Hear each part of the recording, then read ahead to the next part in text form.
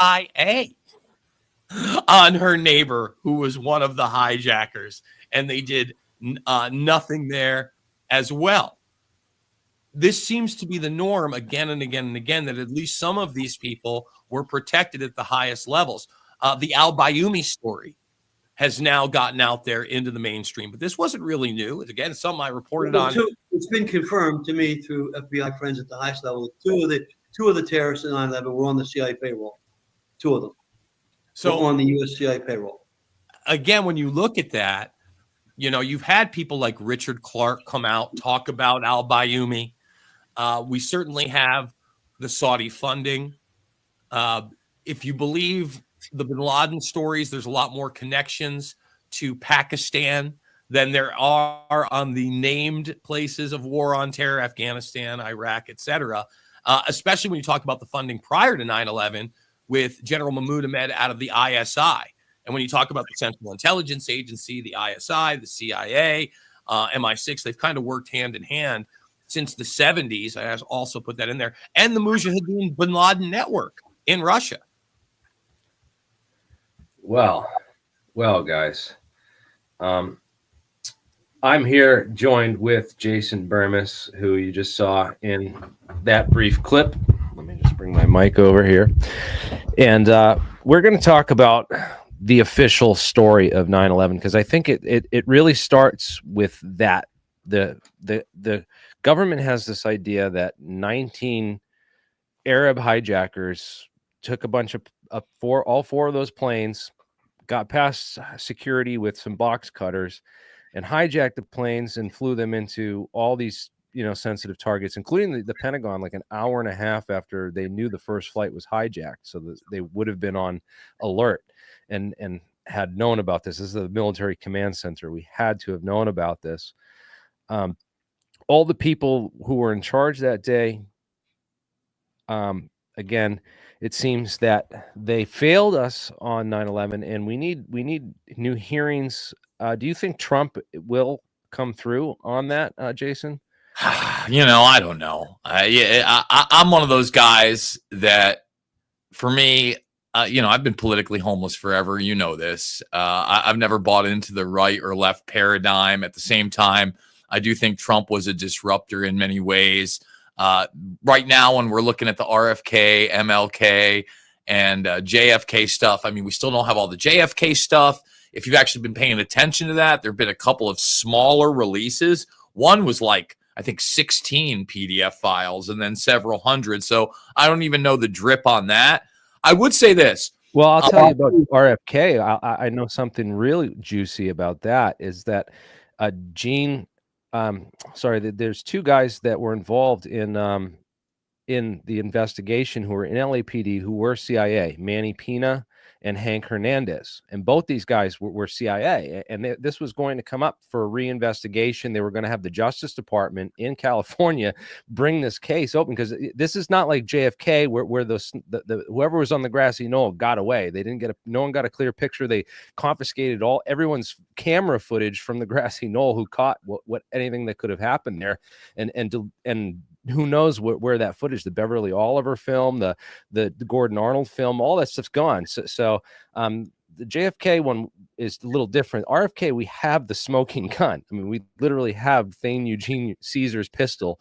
His tie was ripped off and pulled to the floor by Bobby Kennedy, who knew who killed him. He knew who shot him from behind. He grabbed the guy's tie and pulls it off him. You can see pictures of him going through without his tie on. He sells the gun to a guy he works with. It was going to come up for investigation. And you know the California DA's name who blocked that case, Jason? No. Kamala Harris. Well, I don't think that should shock anybody. I would say this, getting back to 9/11, after I did that Curt Weldon interview, I think a week or two later, I had Anthony Schaefer on. For those not familiar, you know, Curt Weldon was the senator that brought forth Abel Danger.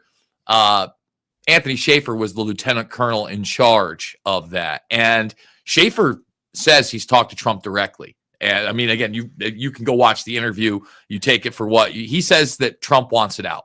He wants the 9/11 stuff. I don't know that that's going to happen. I mean, you know, aside from the people on the inside that would be accountable at the highest levels. And when I say the highest levels, we're talking about the executive within the executive. We're talking about the continuity of government program.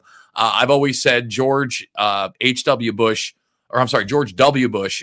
had no knowledge, and that H.W. Bush is probably somebody that you would have wanted to investigate. Of course, you can't do that anymore. A lot of people don't know this, but H.W. Bush actually spent the night in the White House on September 10th and was there on September 11th while his son was down in Florida with his brother with the book, and then gets fettered away on Air Force One and to several secure locations during the day. And Cheney, of course, is the vice president at the time. He's the one actually not only in the White House, but gets taken down into the operation of emergency management and essentially runs the operation from there on what to do and not to do after the two strikes on the World Trade Center and just before the strike on the Pentagon. I thought Schaefer, his interview, as bombshell as Curt Weldon was, and no one's talking about this, direct line of money from the CIA to at least two of these hijackers.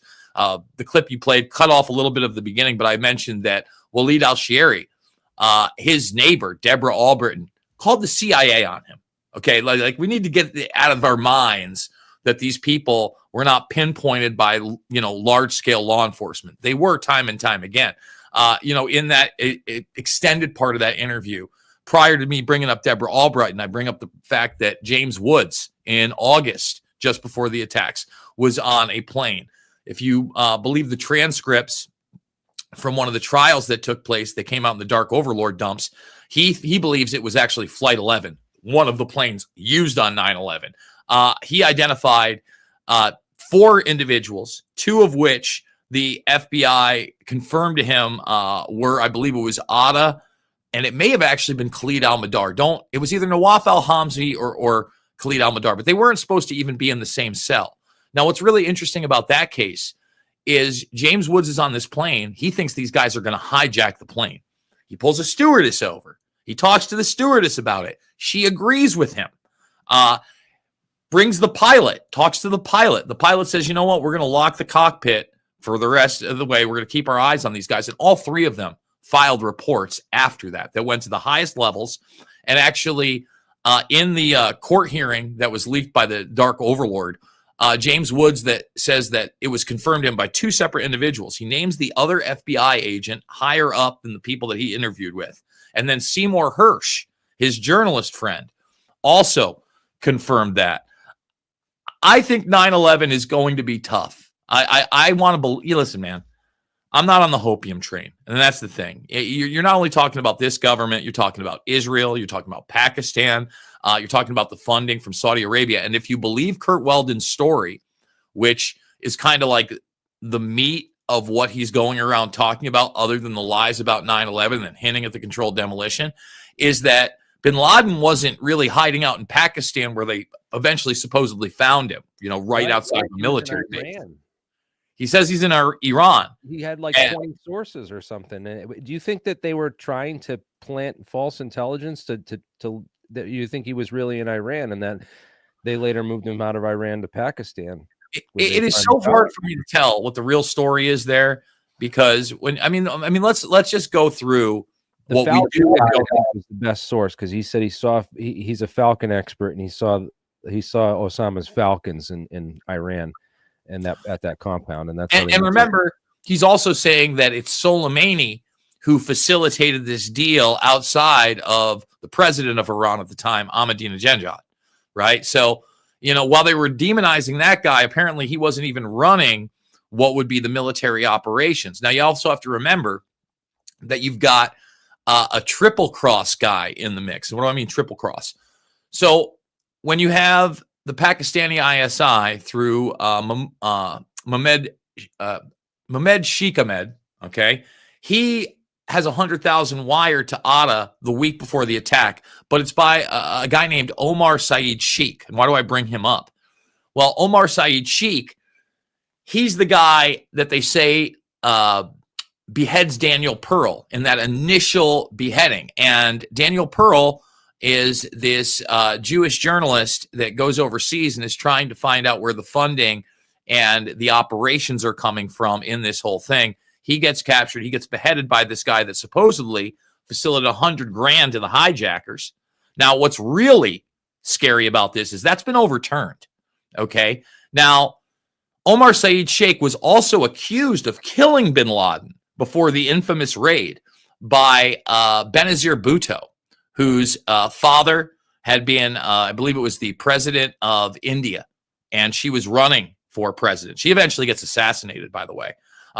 One assassination attempt fails. You can actually watch her be killed. She's in a limousine where a man rolls up and shoots her while she's outside of the limousine. But what he didn't understand is he was not the lone assassin. They had somebody in a suicide vest or an explosive device right there. They blew everybody up and killed everybody. So right now, Omar Saeed Sheikh, despite all the connections I just told you about, is in a safe house in Britain. Okay.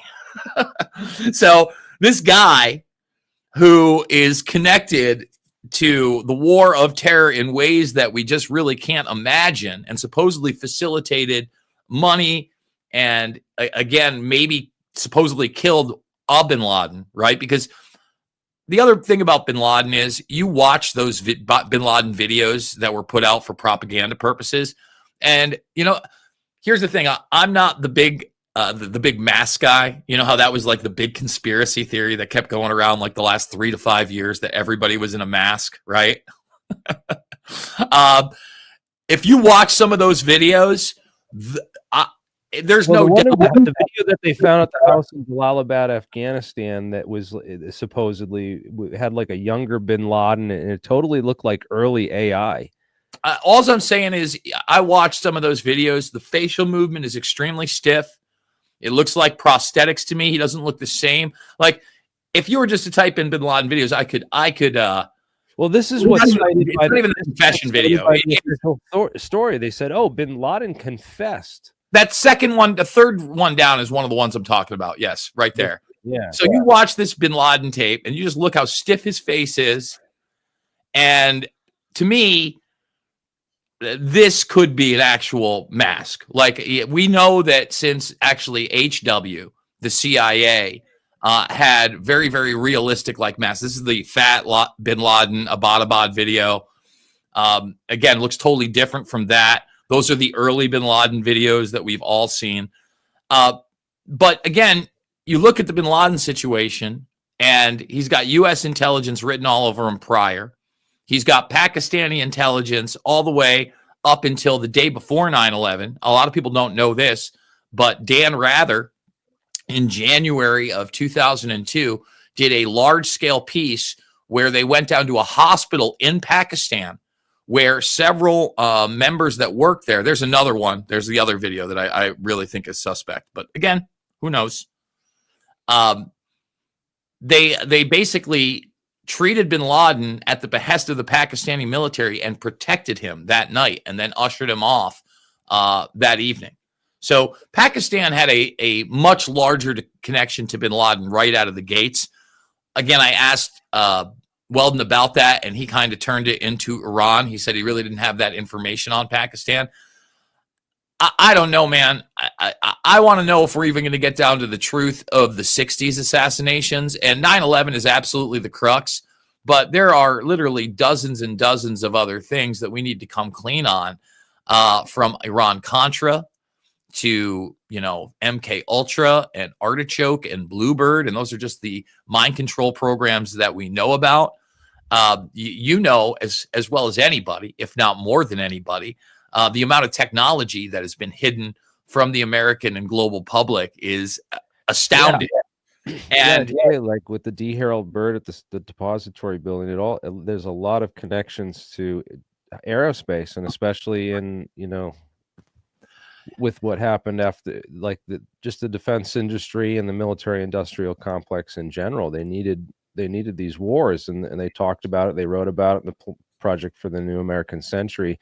But the fact that these guys were being funded, wasn't there another funding connection to like Bandar Bush in the Bandar Bush is Bandar Bush was his last name wasn't really Bush, by the way. I forget what Bandar's, it was Prince Bandar. And yes. And he was so tight with the first Bush administration. That's where he got the moniker Bandar Bush. And obviously that bled into the second Bush administration. He's no longer alive. I don't know that there was any money directly connected to Bandar Bush, but Bandar Bush, I keep calling him Prince Bandar, is the one that essentially got the flights okayed and got the bin Laden family out of there.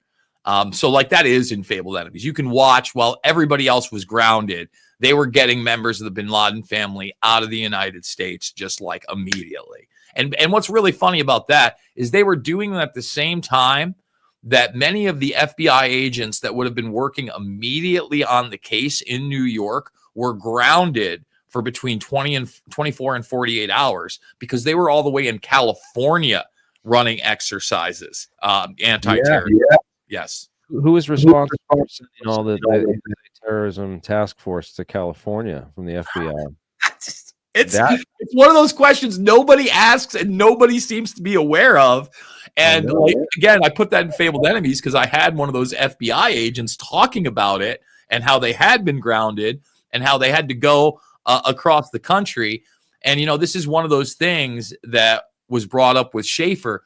I had met Anthony Schaefer at a speaking event back in 2010, in New York City at one of the churches. And we were in a private room together in the back green room. And I started talking to him about the war games and the red and blue teams that they talk about in Amalgam Virgo. So for those that don't know about Amalgam Virgo, this is a war game being run by the United States government in the summer before 9/11 that has bin Laden on the cover. And not only does it have bin Laden on the cover, but they have commercial airliners being hijacked, amongst many other scenarios, by the way. That's why there's a red and blue team, and there's different timelines on this. But the commercial airliner is flown into the Capitol building. So it's not flown into the White House, and it's not flown into the Pentagon, but it's another D.C. target. They show you the route out of Alaska, the whole nine. So this had red and blue teams on it. And I asked him, I said, is there a possibility that some of these hijackers, were actually U.S. government agents that thought they were running a war game, right? And at that point, 2010, he just couldn't wrap his head around that. He was just like, he still couldn't believe that the United States government could have anything to do with it. When I talked to him this time around and I talked about those drills, he goes, I remember that conversation. And he said basically that he couldn't wrap his head around that. And he goes, but if you look at everything that's going on 9/11 with all these drills, what a better way to run a terror attack when at the same time you're mirroring these scenarios everywhere. And what does that tell you? That there's pre-knowledge and there's people on the inside that either allowed this to happen or helped it along the way, right? Well, this is a great point, Jason, and I'm glad you made it. And in fact, I invited along another expert on an element of this story to join us as the panel. I'd like to introduce Mr. George Webb. And George Webb has done some real deep dive investigation to a fascinating company that came on my radar in my 9/11 research, a company called P-Tech. Well, it's great seeing Jason again. I did a show with you a while ago, Jason. It's been a while, but it's great to see you. And I'm no expert like Jason is on 9/11. He's been like the day after, I just do the communications piece of it, and I was covering aspiring in Congress using these encrypted BlackBerries. And I had a source. I was looking at people using this encrypted military-grade encryption on Capitol Hill, 6 people from about 2004, maybe 2005, all the way until 2020. And this source called me and said, no, it goes back to P-Tech. It goes back to Jack Lew at the Secretary of Treasury, giving these. I'm getting a little bit of a feedback here. I'll turn my volume down.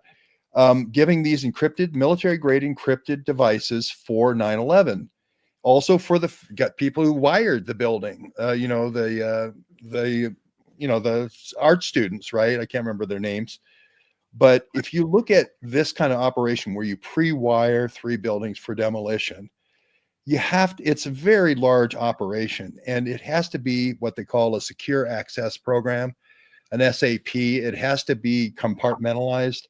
So the guys pre-wiring Building 7 and WTC 1 and 2 don't know about the hijackers and where their whereabouts are, et cetera, et cetera. All the pieces have to then come back to a control point, and the codex, or the main nerve center of this, was PTEC.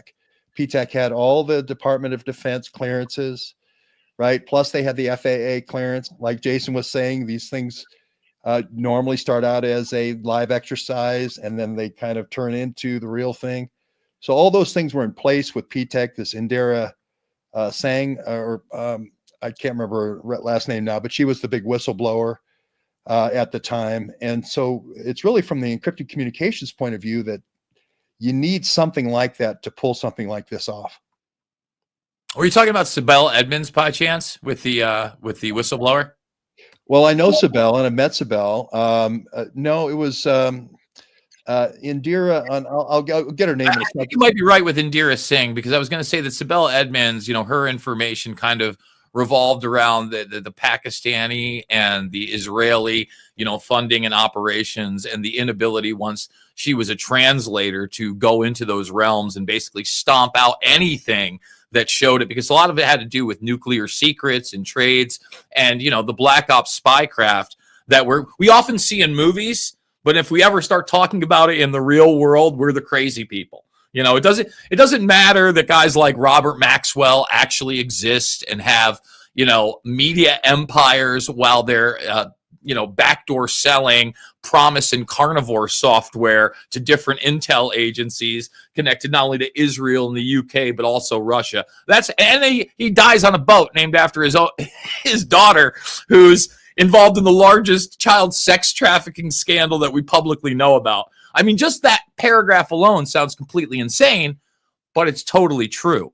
And, as far as the communications that went on that day, one of the fascinating things that kind of cross-references the drills is that we were able to get the NORAD tapes from, I think, in 2004 or 5, somewhere around there, 4 or 5 years after. Vanity Fair got them before we did. But then we got the direct link, and I even burned them for Webster Tarpley. The big takeaway for me is, like you said, if you start listening to them, and there were all these different channels, when the attack initially starts, the two people that are in command are like, wait a minute, is this real world or exercise? Did this start early? Because they had, I believe, a hijacking coming in. It was somewhere in the 9 a.m. range, so not quite 8:45, right? So it looked like it was like 20 minutes before. And then all of a sudden he's like, no, this is real world. A lot of the debunkers out there will say, well, immediately after the attacks, all these phantoms went away. Not real. Richard Myers, number one, testified, amongst others, that they fought, quote unquote, many phantoms that day.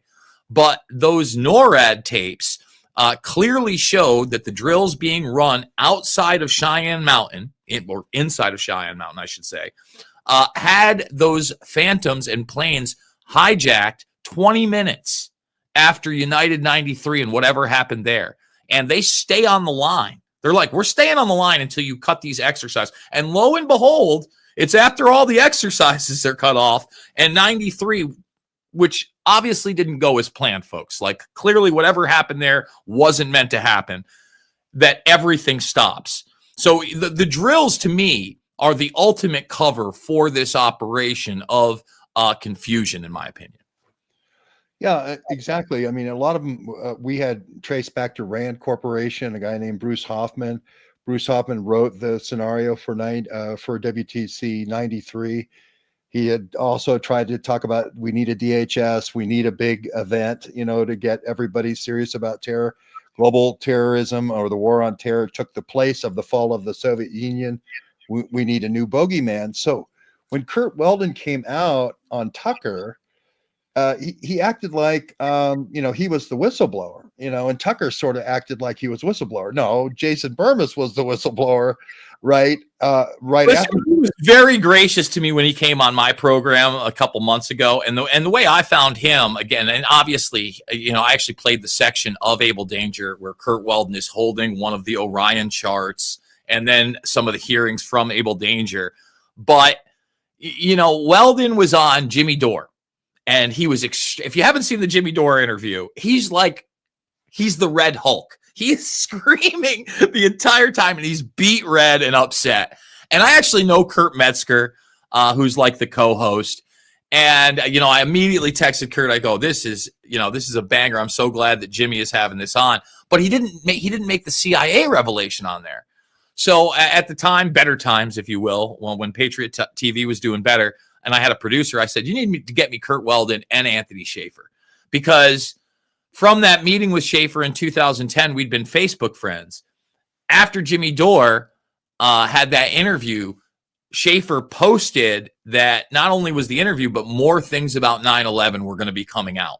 And he had knowledge of that. And he talked to administration officials. So that's when I had Schaefer on. And like I said, he essentially said he talked to Trump himself, and Trump wants it out. I don't know what Trump knows. I don't know if Trump's seen a 5-minute video, if he's seen a documentary, if he's read a book, if he's talked to an insider. One of the other just astounding interviews I got through my producer this year was Rudy Giuliani in October. I never thought I was going to be interviewing Rudy Giuliani. First thing I bring up with him on 9/11 is the Pakistani funding and the fact that Joe Biden was one of the guys that met with General Mahmoud Ahmed in D.C. He actually went on TV and bragged about it, folks. It's Brian Gumbel, I think. It's one of the funniest interviews you'll ever see, because he talks about how he's the most powerful person in Pakistan, or if not the second most powerful. And he talks about how, he's got to get on board, who are our friends and enemies. And then later on, when Luke Rudkowski confronts him about it, he admits it again in the 2008 presidential campaign. Second time, he says it's classified, can't talk about it. So at that point, Giuliani literally says, we need to declassify everything about 9/11. Okay, all right, Rudy. I didn't think we were going to go there. At the end of the interview, I was like, listen, I'd be remiss if I didn't bring it up. I had tried to get an interview with his right-hand man, City Corporation Counsel Michael Hess. Why? Michael Hess is the other guy that got blown up in Building 7 with Barry Jennings, who we did get the interview with and is now deceased. So I brought that up with him. I said, hey, your City Corporation Counsel got blown up in Building 7. He got rescued there. What can you tell me about this? And so he kind of toes the line a little bit. He goes, well, they were lucky enough to rescue him. And he goes, but there was or little loss of life there. So he knows people died in Building 7, and he knows the excuse why they didn't talk about it. So he corrects himself at the end. Off the air, I wanted to be respectful. I turned it off, and I said, Rudy, I got to ask you. I go, you don't think that they demoed that building? 7, at least. And I'll say this, on air, and you can go check it out, he had actually brought up the fact that the CIA and the Secret Service were all in there, and it was a big spook office. And he'd also brought up the fact that they put snipers on the roof after the fact to clean up those documents. That's something I think we even included in Loose Change. So I asked him after the fact, I go, come on. And he goes, I don't think they blew it up because of all the documents in there. He goes, if the CIA wanted to destroy stuff and they were looking to get rid of a bunch of stuff, they could have absolutely done it. So I haven't had him back on yet, but I'm obviously going to pursue that angle again. And look, that's the thing. I think that a lot of these people that we think don't have blind spots do have blind spots, right? I mean, even Weldon now talking about the demolition and being in, the building after the 93 bombing in the basement where it was blown up. He never once alluded to any of that in any of the hearings, interviews, paperwork. I don't, and now when you talk to him about it, he says he immediately knew something was wrong when he was on the scene there. But who did the 93 World Trade Center investigation and the report and that assessed the damages to the building and repaired them, they had to get access to the engineering blueprints for the building. Very interesting, because it was Tridata Corp, which is a division of SPC International, which is the comptroller of the Pentagon's company on 9/11. That kind.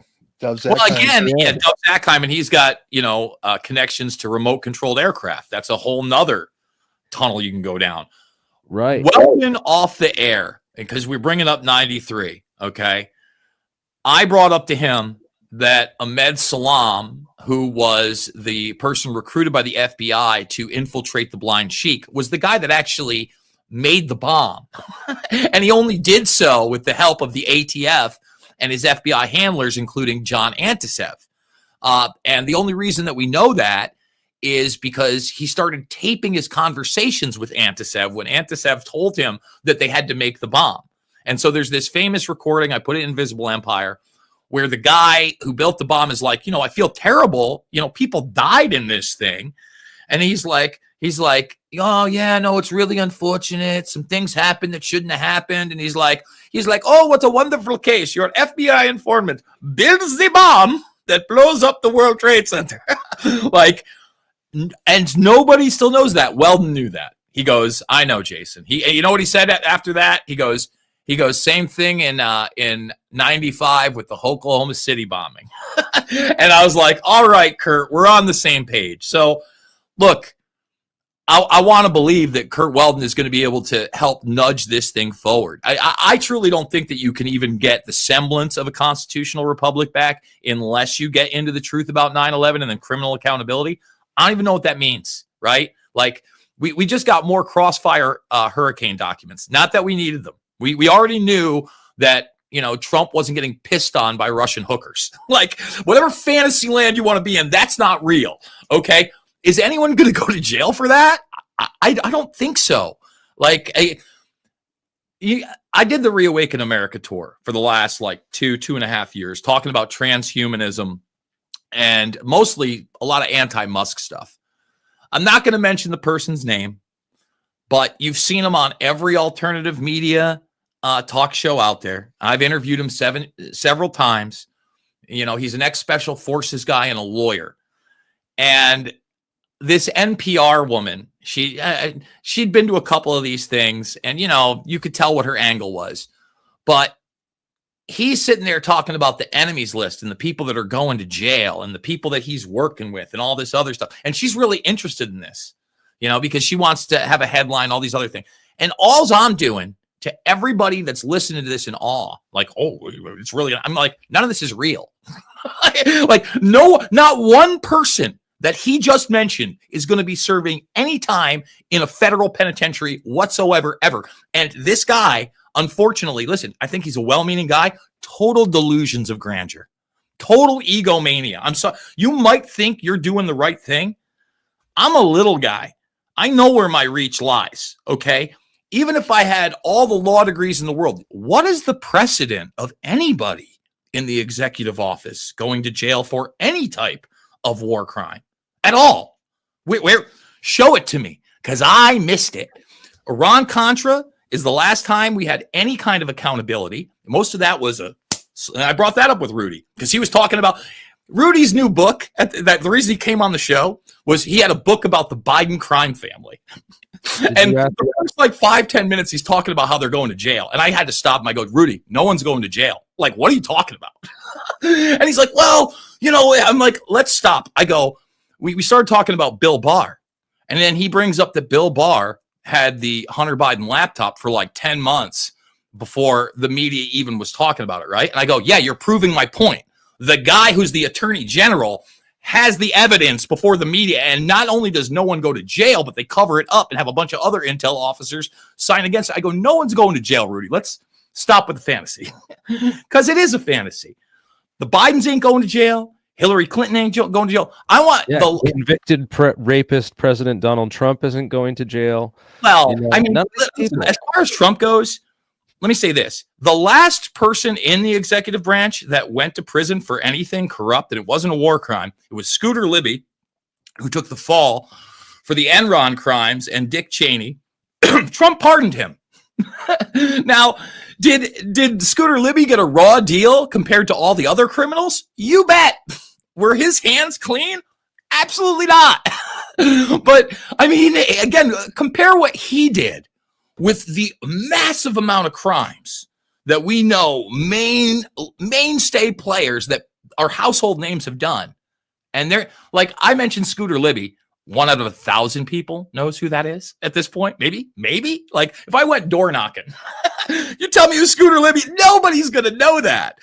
Had they put Dick Cheney in jail, everybody would know that name. There's the big difference. So look, I think that this administration is very different than others.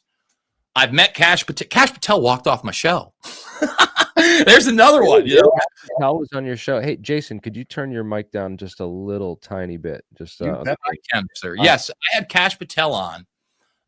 Obviously, before he was the FBI director. We're probably talking about a year and a half ago. And the other thing was Patel is actually on that tour I was talking about. So I'd see him on the peripheral. Physically, a very small, unintimidating man. I hope that his vigor and fervor goes well beyond that. Maybe it does.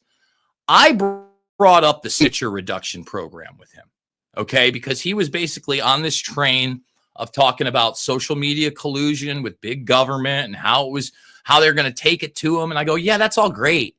But the signature reduction program has been running since 2012, bare minimum. And for those not aware of the signature reduction program, maybe I'll bring it up right here and just read the first paragraph because it is so important. It is like the most important thing. So let me do that because it's right here. So everybody needs to read this. It's about a 40, 50-minute read. Exclusive. Inside the military's secret undercover army. Now, the first paragraph says the largest undercover force the world has ever known is the one created by the Pentagon over the past decade. Some 60,000 people now belong to this secret army, many working under masked identities and in low profile, all part of a broad program called signature reduction, which, by the way, is not the official name. It is literally an art form. Okay, that's what they refer to it as. The force, more than 10 times the size of the clandestine elements of the CIA, carries out domestic and foreign assignments, both in military uniform and under civilian cover, in real life and online. These are the Russian bots, everybody. Sometimes hiding in private businesses and consultancies, some of them household name companies, aka the Googles of the world, the Twitters of the world, anything that's significant, all the military industrial complex. Now, they actually follow around one of these guys, and I want to show everybody this because it's important. So we were talking about masks earlier. This is a DARPA manufactured silicone hand sleeve that goes over your hand, that creates fake identities and not only has anybody's biometrics on it that you want, but it also emits human oils. And if you want the full garb, I mean, they've got that too. You know, they can make you look like a monster. So when I brought up that program to him, and I essentially said, well, we have this program that's never been audited, where they literally have access to every type of Social Security, driving record you can imagine, so they can alter it or create it on the fly. Like the guy that he's following around is in a car with a fake license plate where the guy has a fake identity and it's all legit stuff. It's just none of it's real. And they're carrying out, again, domestic operations. I brought that up. He waited till the commercial break. He jumped ship. The producer said that I was getting too QAnon, because we all know how QAnon I've been. And I'm like, the program's right here. I want this thing audited. Like, are you kidding me? We're talking about the CIA or the NSA spying on people. These people are openly running operations where they have access to not only all of your records, but all records to manipulate situations where they can not only take your identity, but frame you. Like the silicone hand sleeve was a lot for me. And think about how old that technology is. That's really good. Framing too, because DNA evidence goes a long way in court. So if they just have a toenail or a toenail clipping or a piece of your hair and they plant it at the crime scene, most people in a jury are going to be like, well, his DNA, what's his DNA doing there? And you're done. Long Island serial killer right now, five hairs, rootless hairs.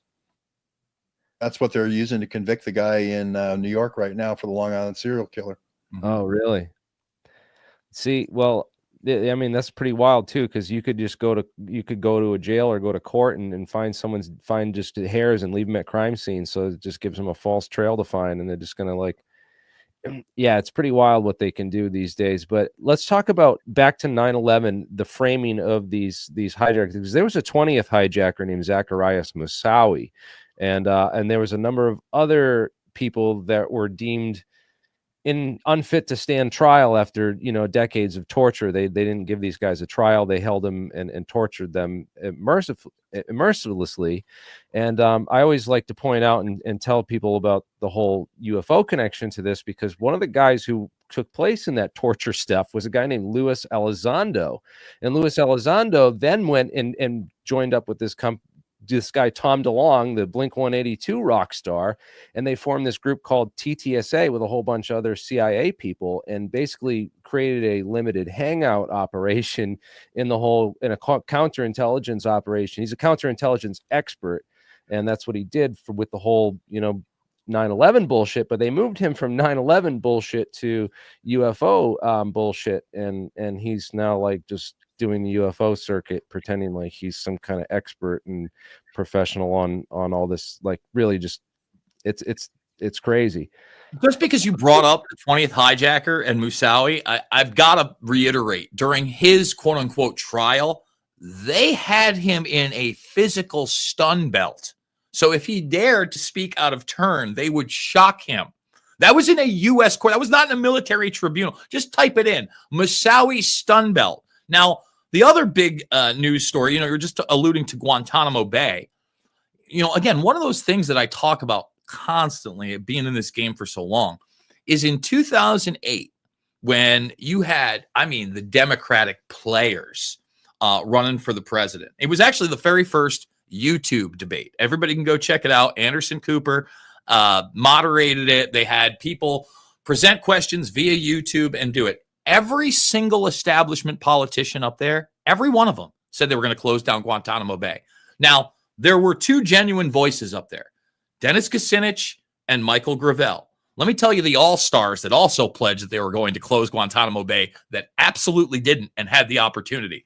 Barack Starr, Joe Biden, Hillary Clinton, all three of them, that would be part of that next administration, pledged that they were going to shut down Guantanamo Bay, along with other losers like John Edwards. I'm pretty sure, what's his name? Richardson was up there, the Ben Richardson, who was connected to Epstein at New Mexico, the governor, and the Clintons big time. They all said they were going to close Gitmo. Now they're going to expand Gitmo to put illegals in it. Meanwhile, they're still torturing two of the 9/11 suspects. Khalid Sheikh Mohammed is obviously the bigger name of the two, but I saw people were like outraged that they were going to cut some kind of deal with them. Guys, they've been in a torture facility for 20 plus years with no due process whatsoever, and the most minuscule insight you could ever get into their military tribunal trials. Does that sound like some individuals you could actually convict of a crime? It's going to take 20 plus years. As soon as they were there for a couple of years and the levers weren't turning, people should have been outraged.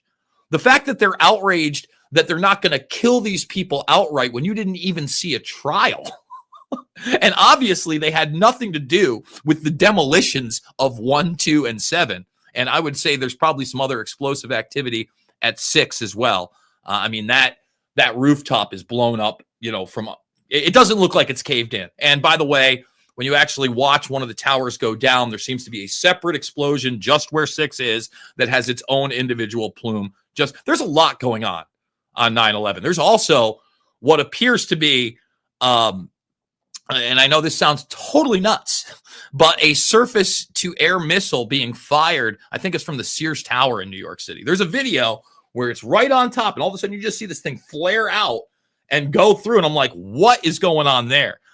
You couple that with not one, but 2 vans with these Israeli operatives. It wasn't one. George Washington Bridge had another incident on it. One of those vans exploded on King Street. That's another thing no one even talks about. Literally, we have the audio of the police. It's in Fabled Enemies.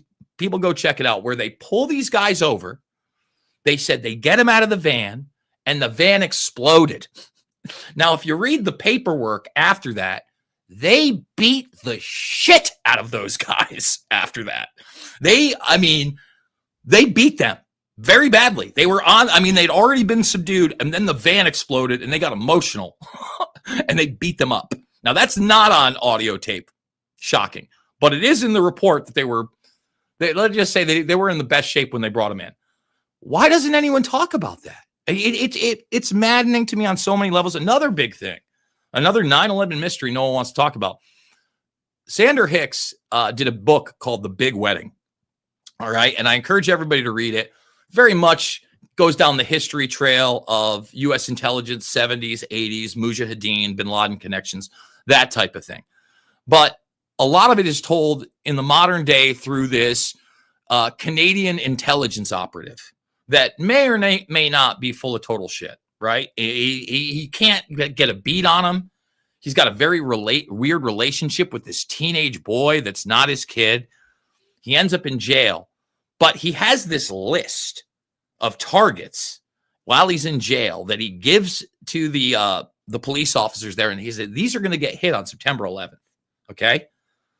Not only is everything on that list that does get hit, but the same list ends up in the hands of the governor of Maryland on the morning of 9/11 before the attacks happened. So he goes on the air. I know that another little spot, a lot of people don't know this one, again, in Fabled Enemies, Paris Glendening, the governor of Maryland, goes on the air and he's getting interviewed and he's like, I got a list this morning and a call from the police department where all these targets were there. I think he says the Sears Tower was on there and there were some other ones. But the same list that this Canadian operative had, Paris Glendening gets on the morning of 9/11. All of these things are things that have not only not been mentioned in the mainstream, but the alternative doesn't seem to know about. So, look, I want to see a new investigation just like Curt Weldon. I don't know who you put in charge of it, right? There are so many players that are at jeopardy. I mean, look at Israel right now. Like that is the biggest danger to global stability outside of Ukraine, Russia, and NATO. And quite frankly, it all intermingles. You got the same guy in power, Netanyahu, that said, I think it was in 2008 or 9, it might have been a little bit before that, maybe 7, that we are benefiting from one thing right now, and it's the attacks of September 11th. Like openly, like you go check that quote out. Like it's an insane quote. And although I don't necessarily think that Israel carried everything out, they obviously had surveillance on the ground. They had teams all over the hijackers. That network wasn't just in New York and DC. In fact, in Fabled Enemies, we have that spot, but go rewatch that Fox series. They had picked over 100 of these guys up prior to 9/11. And it went all the way across the country. They were in California. Everybody talks about the art students, right? One of the other things that they were doing is they had kiosks in malls. So you remember, back before we had the little mini drones, you had those little like Velcro helicopters where you'd zip tie the thing and it'd go flying up. They were running kiosks there. And then they were intermingling with army and military personnel so that they could figure out where they worked at secret locations. And they were able to find a ton of different secret locations. I mean, again, and that's in there that they had infiltrated all these things. So that's one aspect. I think with the Pakistani military, again, that's kind of a proxy organization for the United States. What are they doing without the U.S. or British intelligence? I don't necessarily know. Again, that Omar Saeed Sheikh story is insane. And then you have to get into the players in the United States because there has to be some. And the continuity of government program and the E4Bs is another one of those aspects that just does not get brought up enough. And again, shows that there is some kind of pre-intelligence, or you wouldn't have seen these doomsday planes on the scene of the World Trade Center before the second plane strike. You can clearly see one of the E4Bs is there. And then in DC, less than a minute after whatever happens at the Pentagon, you see another E4B there.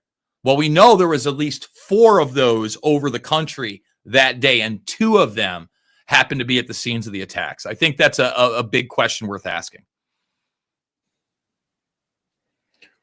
Well, Enron, the Enron investigation was going on, at the Securities Exchange Commissions in Building 7. I think that's another one of those that because I worked in the Woolworth building when they moved out of 7 and into the Woolworth building because they didn't have a building anymore. So there was definitely a big cover up there, and they were doing oil deals. General Shelton was doing oil deals, and Curt Weldon was very connected into this group. He's very connected into Rumsfeld. He was very connected into Cheney and Bush. He in the interview, he talks about them being like personal references, and those are not the first 3 guys that would come to mind. So no, it's interesting you mentioned that because in Building 7, most of the floors were actually leased by a company called Solomon Smith Barney, and Solomon Smith Barney had both Rumsfeld and Cheney on their foreign policy advisory board, and they both quit to join the Bush administration. So that's another huge connection that people missed to Building 7. Well, Weldon also talks about how he was set to, head up the Armed Services Committee. He talks about his relationship with James Woolsey, former head of the CIA, and Genie Energy. Yes, and not a person that I trust, by the way, Woolsey. So again, you get into these scenarios, and it's been very weird for me because, again, now that I'm actually talking to some of these people and meeting them in person, like spending time with General Flynn, I never thought I would be doing that either. I mean, obviously. Yeah, that's wild because you interviewed Rudy, and Rudy was somebody that I, many others, figured as a suspect early on, and Well, again, I don't necessarily know that he's not a suspect on smaller parts of the cover-up after the fact, whether he knows it or not, right? Because everybody's covering up something for someone. But, I don't know plausible deniability in every step as an operative. It's just always there. But if you just look at the hard science, like Giuliani is in hearings talking about the 2,000+ degree temperatures at the World Trade Center. Pataki is on the record saying the same exact thing, who was the governor at the time. And no matter what you want to say about eyewitnesses and all these other things, you can't fake the NASA thermal imagery that shows those temperatures. In fact, James Bukarski, who was the head of FEMA, I often cite this because the debunkers, they love to say, jet fuel only burns at 1,500 degrees. It only had to be that hot. And then you have this not melting of the steel, but the instability. And then basically you have this point of collapse, and then everything else collapses. Yeah, Baker there's that metallurgy video from that metal. It's called Purgatory Metalworks down in Georgia, and that guy made the video, and it has like 14 million views. And yet, like the AE 9/11 truth stuff gets super suppressed, which counters all of that with real science. If you really dig into the science of it. Again, Baker Sky I think it's on September 13th or September 14th, 3 or 4 days after, 2,700 degree temperatures, and he's talking about people just like Curt Weldon is. It was melted. Vaporized. Leslie Robertson even says it. Did you hear that clip? Have you heard that? Robertson? Leslie Robertson, the architect for the who designed the World Trade Center. He was there at the site. He says he saw a river of steel. That's what he says. Well, one of the reasons I bring up Building 6 is Ken Holden of FEMA at one of the hearings talks about molten metal dripping in the basements of Building 6. So it's not just secluded to 1, 2, and 7. This molten material that should not exist, that obviously we have a multitude of firefighters talking about on video. Again, in government hearings, if you go to cspan.com right now, I'll tell you right now, Ken Holden hasn't been in many of these big public hearings. Just type Ken Holden in. You can watch him talk about it right there. Just type in what I said about Building 6. I mean, you don't have to. You can go watch it on, it's in Fabled Enemies. But just the fact that this is in the public record by public officials, and yet we can't wrap ourselves around what it really means, it's just in passing, is incredible to me. I still, guys, just so you know, get picked on when I go back to New York for like alumni weekends by the older crowd. Like they all think I'm crazy. I mean, these are the people that are like quadruple jabbed, maybe more. Like they have severe TDS, but there are a lot of those people still left on this planet that think that the government just tells them the truth, the media tells them the truth, and people, I'm dangerous, bro. I'm dangerous. Right. Well, Weldon didn't impress me with transparency in the interview, to be honest with you, because he didn't. I mean, he made it sound like they raided his daughter for no reason. He was involved in that ITERA deal, and that ITERA was that Russian company doing pipelines in Iran. There was an Iran to India pipeline through Pakistan. There was another one called TAPI that was running from Turkestan down to India. They were involved in a lot of, you remember Unical and Enron with all the natural gas pipelines. There was a lot going on. And for those who know about Unical, as soon as we took over Afghanistan, Hamid Karzai, who is the guy that we installed, was a Unical executive and basically helped broker those initial deals that you're talking about of these pipelines. On top of that, his brother, Walid Karzai, ends up becoming the #1 warlord in the region, an opium dealer, okay? And he ends up get taken out by one of his guys, probably CIA run folks, because that guy didn't make it out of the room. So, you know, that's how these things work. You get certain levels of power. There's nepotism everywhere. You kind of just alluded to it with Weldon and his daughter, and now you could look at Karzai and his brother. But you burn these people and you're expendable. That's it. You know what I mean? And that's another thing I don't think people get is the amount of pressure. I mean, we've seen careers ruined. We really don't know who bit the bullet by saying something and that maybe didn't get out. I'm sure there are those people too. In fact, just John another O'Neill. side stories. I think John O'Neill was set up. John O'Neill's a great question, but there's a different, I think his name is John. Firefighter that we interviewed. His interview is in Loose Change Final Cut. You can get his full interview elsewhere. But, you know, he had talked about explosion in the building. They found a dead body stuffed in a closet while they were clearing rooms. Like he goes, what is this? Like they went to go clear a room and there's a dead guy just stuck in a closet in the middle of this whole thing. So they were tying up some loose ends. And I would say this, you want to know more about John O'Neill and that whole situation with security at the World Trade Center and those companies, the Dark Overlord documents really take you through it because O'Neill, I mean, they make it sound like his first day was like right around September 11th. He had been scouting that place for months in anticipation for that job and complaining about some of the security and all these different whereabouts that had vulnerabilities. I always, and I wonder if we'll ever see it. I always wonder what happened to those other 2 Dark Overlord dumps. But I will say this, they did arrest a bunch of those people from the Dark Overlord. There was like a very small news story, probably about 2 months after the 3 dumps came out. They found a couple of them in Europe and you've just never heard from them since. Well, I would like to see them just dump the documents for everything, and don't go through any congressmen or congresswomen. They did that with the JFK Angleton document with the 197 page report. Remember how the congressman who bikini poser, she did it with Oliver Stone. Just put all the documents out. Let Jason Bermas have a crack at it. Let Jeremy have a crack. Let me have a crack at it. And let me say this about Anna Polina that you're alluding to, right? The bikini babe. She's probably the last person, no offense, everybody, that I would want in charge of it. Is her new nickname. Don't know how she got into politics. I mean, it wasn't just a social media influencer, guys. She's an ex-stripper from Florida. And look, again, you do your own thing.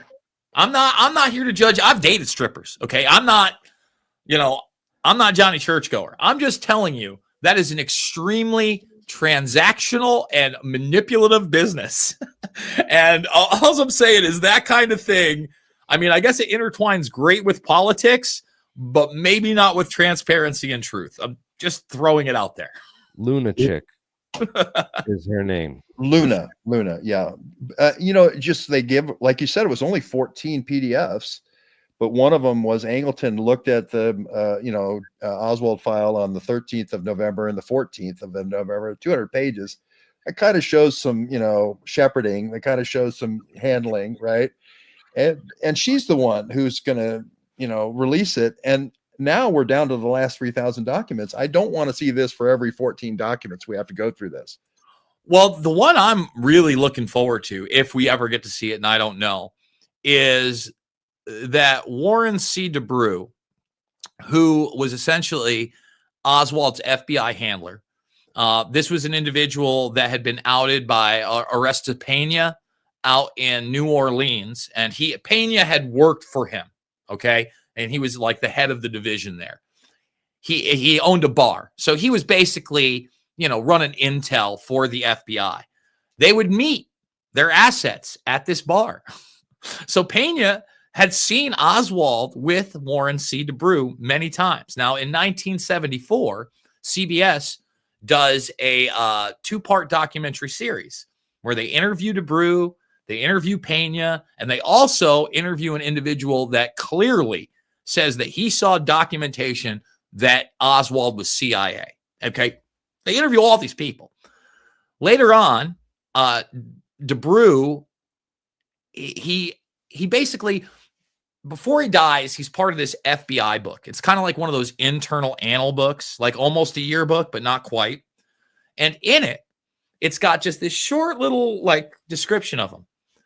And I'm interested because there's this document that is contended on whether it's real or not that I've reported on for many years between John McCone, the head of the CIA, and the head of the Secret Service. And it essentially says that Oswald was CIA and he was trained by the Office of Naval Intelligence, okay? And in there, they also say maybe in his time in Russia, they actually talk about the possibility in this document of him having a brain chip, basically, like a mind control apparatus. It's a very interesting document.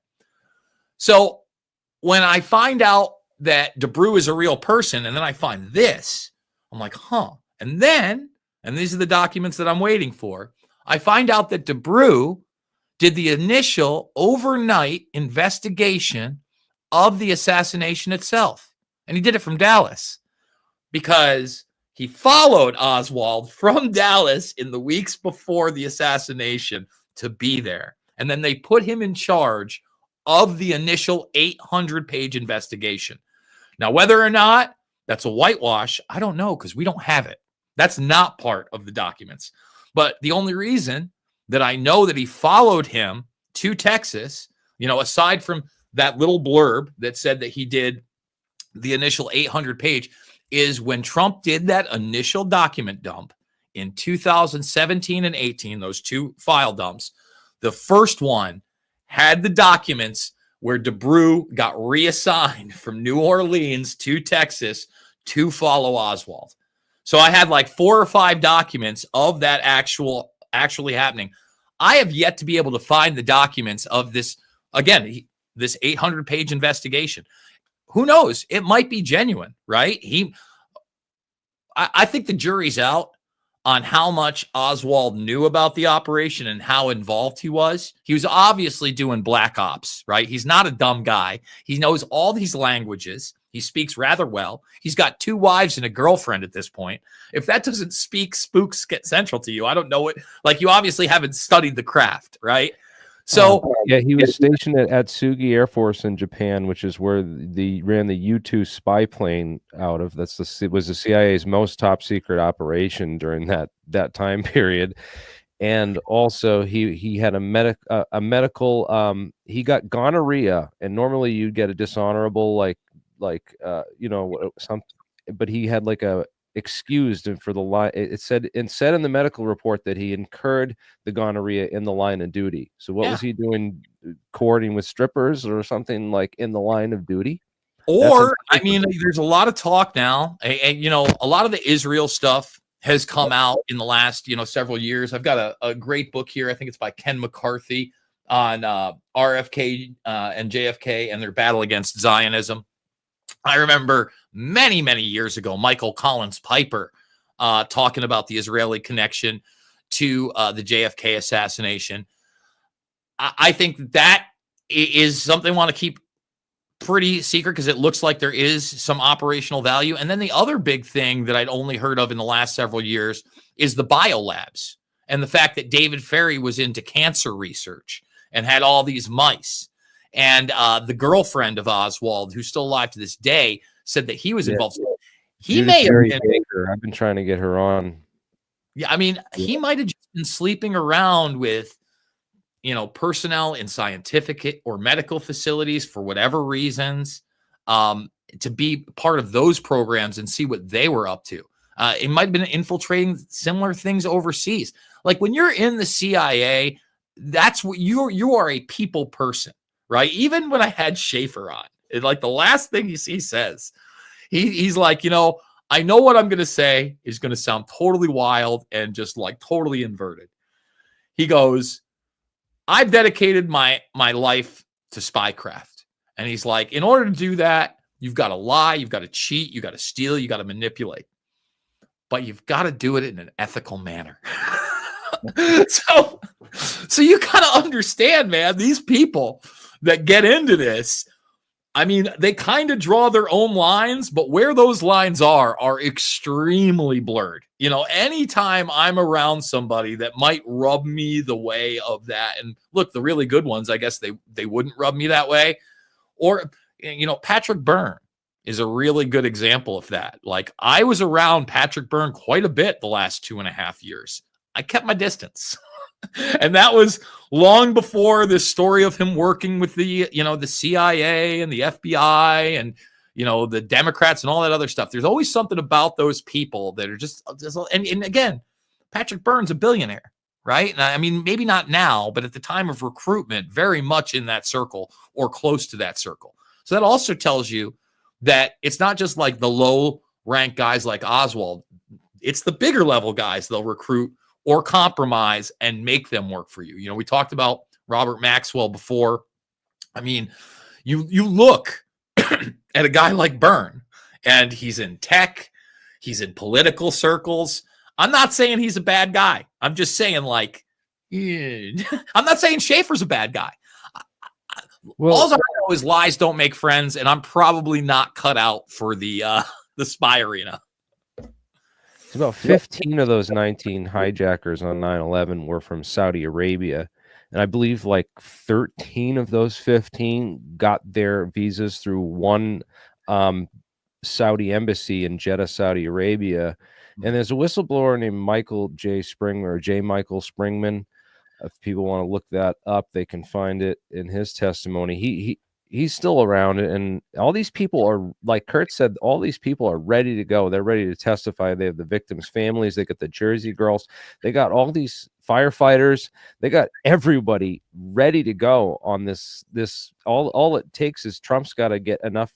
We got to show enough momentum in this country to get Trump behind the whole project. And I remember back in like 2006-07. How big the 9/11 truth movement was. I mean, there was banners on highways across the country, like everywhere and stuff. We just there was no one in power in this country to do anything about it. Imagine if we could reignite that like fever and bring that back. Going to be tough against the algorithm, bro. And you, just because you mentioned J. Michael Springman, and I think it's really important that people understand this. Springman left that embassy that you're talking about, where yes, 13 of the 15 hijackers came through, because that was the embassy where George Tenet worked before he became CIA director, and that was also the embassy that John Brennan worked at before he became CIA director. And actually, John Brennan was the guy that Springman says issued the visas. So for those that don't know, again, Springman had these individuals that had no business getting U.S. visas. He would deny them, and then his superiors would come to him and say, you're going to give these guys visas. And he gets tired of this song and dance, so he leaves. He then, before 9/11, starts asking around, like, what the hell was actually going on there? And people within the embassy tell him that they are running assets for their asset, Osama bin Laden. So he's saying they're working with bin Laden right there. And then it's years later that, again, this happens, and these hijackers come out of that facility. So to me, you wonder where the connections are and what those people that came over with those visas were actually doing. You look at someone like Atta, And Atta's military trained. He's down in Florida. He's got connections to the flight school. He's dating a stripper. It looks like they're dealing cocaine. Like, And that he flight looks school- like, Huffman Aviation, right? yeah. And- And that guy, Rudy Deckers, is no longer around. Rudy passed a couple years ago, but he was another pretty interesting individual that probably knew more than he said. People have even alluded to Atta's connection to Casino Jack and those offshore gambling and drug rings that they were doing. Kevin Spacey played him. Jack, Abramoff, who went to jail, who was infamous. Very much a possibility. Bottom line is, when you look at these guys, a bunch of them trained at U.S. bases across the country. You had Maxwell Air Force Base with Muhammad Atta. You had some of them literally listing their home addresses as Florida military institutions. Sarasota Air Naval Station. And then you also had the Defense Language School out in California, where the vice chancellor came forward and said several of his students had been involved, and that he said the Bush administration had allowed the attacks to happen because they needed them. He was quickly reprimanded and never spoke of it again. Now, who's the guy that said that right after 9/11, a plane landed at the Huffman Aviation at the airport there in Venice, Florida, and like Jeb Bush loaded all the records from Huffman Aviation onto it? Dan Hopsiker. That was Dan Hopsiker. I did a lot with Dan down there on the tarmac at Venice Airport. Venice is like the CIA's training ground for agents that get sent there for training. Apparently, it's all the way back to the China hands, when the China hands were flying the drugs over the hump, for Donovan after World War II, even before that, it was training. But there's a couple of Iranians here that Curt Weldon mentions in his book. He wrote the book, Countdown to Terror, and he mentions Ali. I think Ali al-Attar, the whole book's based on Ali al-Attar. And I think the real reason they hammered him in 2006 was that book outed Ali al-Attar in 2005. Ali al-Attar was handpicked to go into the Iraqi government and run the health ministry. Chalabi, if you remember, Chalabi was a Rand Corporation guy. Woolstetter kind of said, let's put Chalabi in there as the oil minister, right? These guys were all kind of handpicked. And they were well known by Weldon, right? And Weldon, is meeting in Paris and finding out where Osama bin Laden is in Iran through al-Attar. Al-Attar also was in my little spy ring. He was the key Hezbollah contact for the Pakistani ISI group on Capitol Hill. So what my point is that when I grew up, there was the Watergate hearings, and it was like I used to go home every day. You guys are too young; it was before you're born. But this may be why Brennan left the country. If Tulsi Gabbard decides, I'm getting feedback, decides to do, Watergate style hearings for 9/11, which is what we need. First guy I call is, like you said, John Brennan. What were you doing approving these guys' visas? And then you just go down the list of all the government agents and release all the documents. Right down the line. Start with him. Just because you mentioned Brennan. And here's another reason I don't know that we're going to get any of this stuff. I mentioned the Crossfire Hurricane stuff. If you listen to those Seymour Hersh calls with Ed Butowski, and Ed Butowski, another guy that didn't end up on my Making Sense of the Madness show. I had a TNT show. Like, I remember them telling me they were booking 4 guests like every show, and I saw Ed Butowski on there, and I'm like, you know who Ed Butowski is, right? And she's like, he's a finance guy. I'm like, he's the Seth Rich guy. Like, what are you talking about? So Butowski, gets Hersh on the phone, and Butowski, for those that don't know, is the initial guy that hires a private investigator to investigate into Seth Rich, and then that guy goes on television and says there's foul play, and it explodes on Fox News, and then the parents and the brother come out and say, no, shut up, and it all goes away. Hersh says that that's a Brennan operation.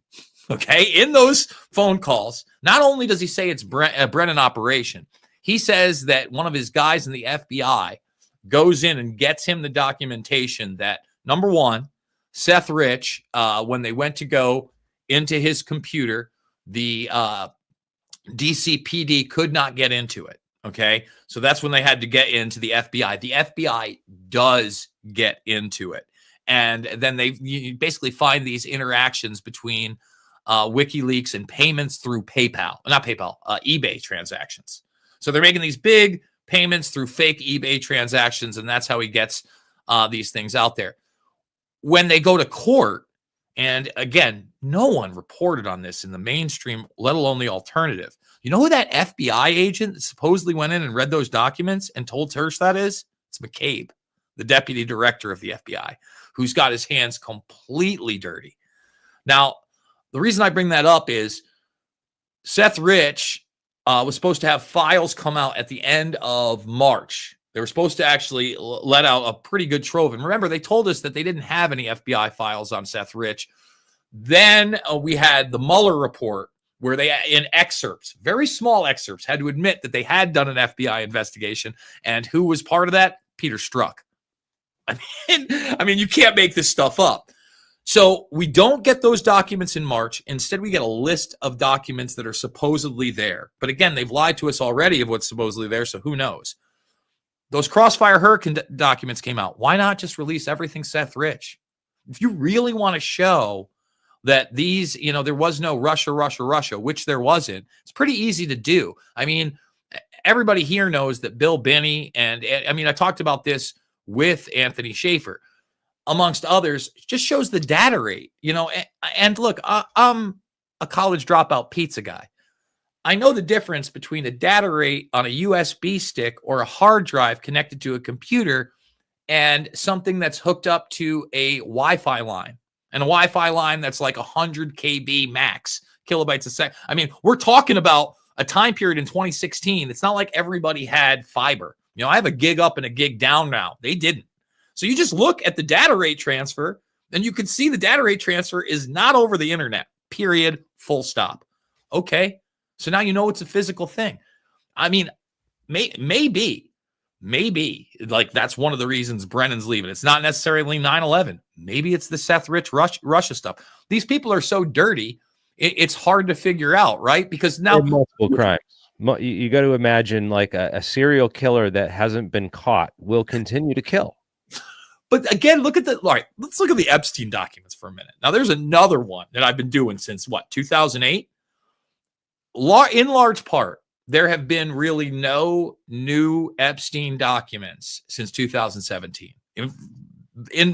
All those other releases from 2017 on, most of them, if there was anything, they were the same documents, slightly less redacted. Like, for instance, Ehud Barak came out after that. But again, if you read the documents where it was blacked out and then you read the news stories associated with them, we all knew it was Ehud Barak, right? So there wasn't anything really new there. If they are actually, this time around, going through the real Epstein documents, in other words, the binders full of photographs and burned CDs, the hard drives, you're going to have to indict and criminally charge people. Now, I don't know that that's happening, but you can't release the actual documents of child rapists raping kids and have them be the heads of business or a face on television, and people are like, oh, we have the documents now and nothing's happened. No, you need to actually charge them with the crime first, present that in court, go through that judicial process, and then after the fact, you can release those documents. One of the things that really bothered me about that initial binder is, again, I've been following this for a very long time. People forget, before Epstein got arrested and taken to jail, he had this large civil case going on with Virginia Giuffre Roberts and all these other women. There were several others that were represented by Bradley Edwards. He towed that line right up until they had selected a jury and they were ready to go to trial. As soon as the jury was selected, NDAs everywhere, and he gave them all this money, okay? What did Bradley Edwards and the other lawyer do? They held a press conference immediately after with stacks and piles of documents behind them, that at least a truck full. I mean, you could type it in right now. Just type in Brad Edwards Epstein press conference. They're outside. There are so many file cabinets they brought outside, stacked. That was the civil case, like with, I think it was it was either like 12 or 13 victims. In the Florida case alone, you have several hundred known victims. That ain't New Mexico. That ain't overseas, where clear. And the other thing is with Epstein, I mean, they may go, I think it's kind of hopium. They may go with some like small level, oh, you're a pedophile. They're never going to talk about the fact he was an arms dealer. He was an arms dealer, everybody. That's the big secret, is that, look, kids are worth a lot of money. Blackmail's worth a lot of money. And ICBM, that's not chump change. And neither are a bunch of them. We're talking in the 80s, billions of dollars of transactions. And the other thing is, not only is he connected to Adnan Khashoggi was another pimp.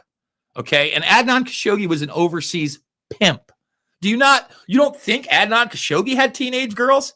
Come on, man. Like and Khashoggi's also Trump's friend. In fact, Trump bought the Khashoggi boat. I think that was one of the really weird connections. But that got a whisper in the mainstream media from Vicky Ward, and then she shut her mouth too, right? And George, you might get a kick out of this one because I bet you didn't see this.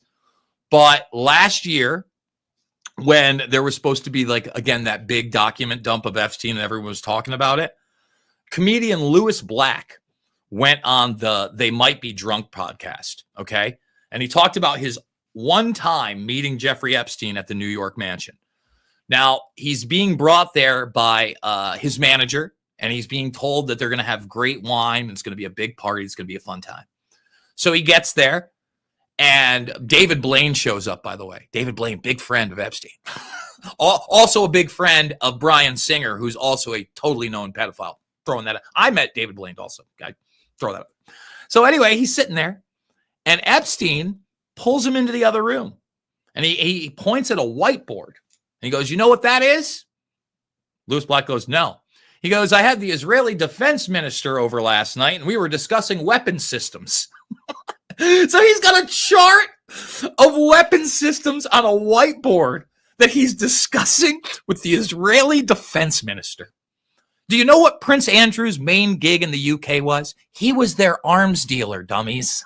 That's why they were getting him all these women. That's the other thing. People think that people were paying to go have sex with kids on the island. Listen, there were the close cohorts of him that they were kind of interdealing.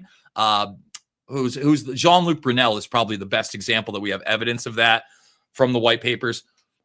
Brunel dead, by the way. He ended up dead in a foreign prison, just so everybody understands. Hung himself. And Brunel wearing IDF hats on planes with Epstein, like literally in the Israeli Defense Forces gear.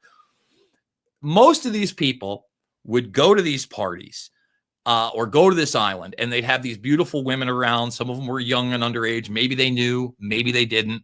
But then they'd be compromised after the fact. So if you were going along to get along, great, there's no problem. As soon as you would push back on a deal or an interest, that's when the blackmail comes out.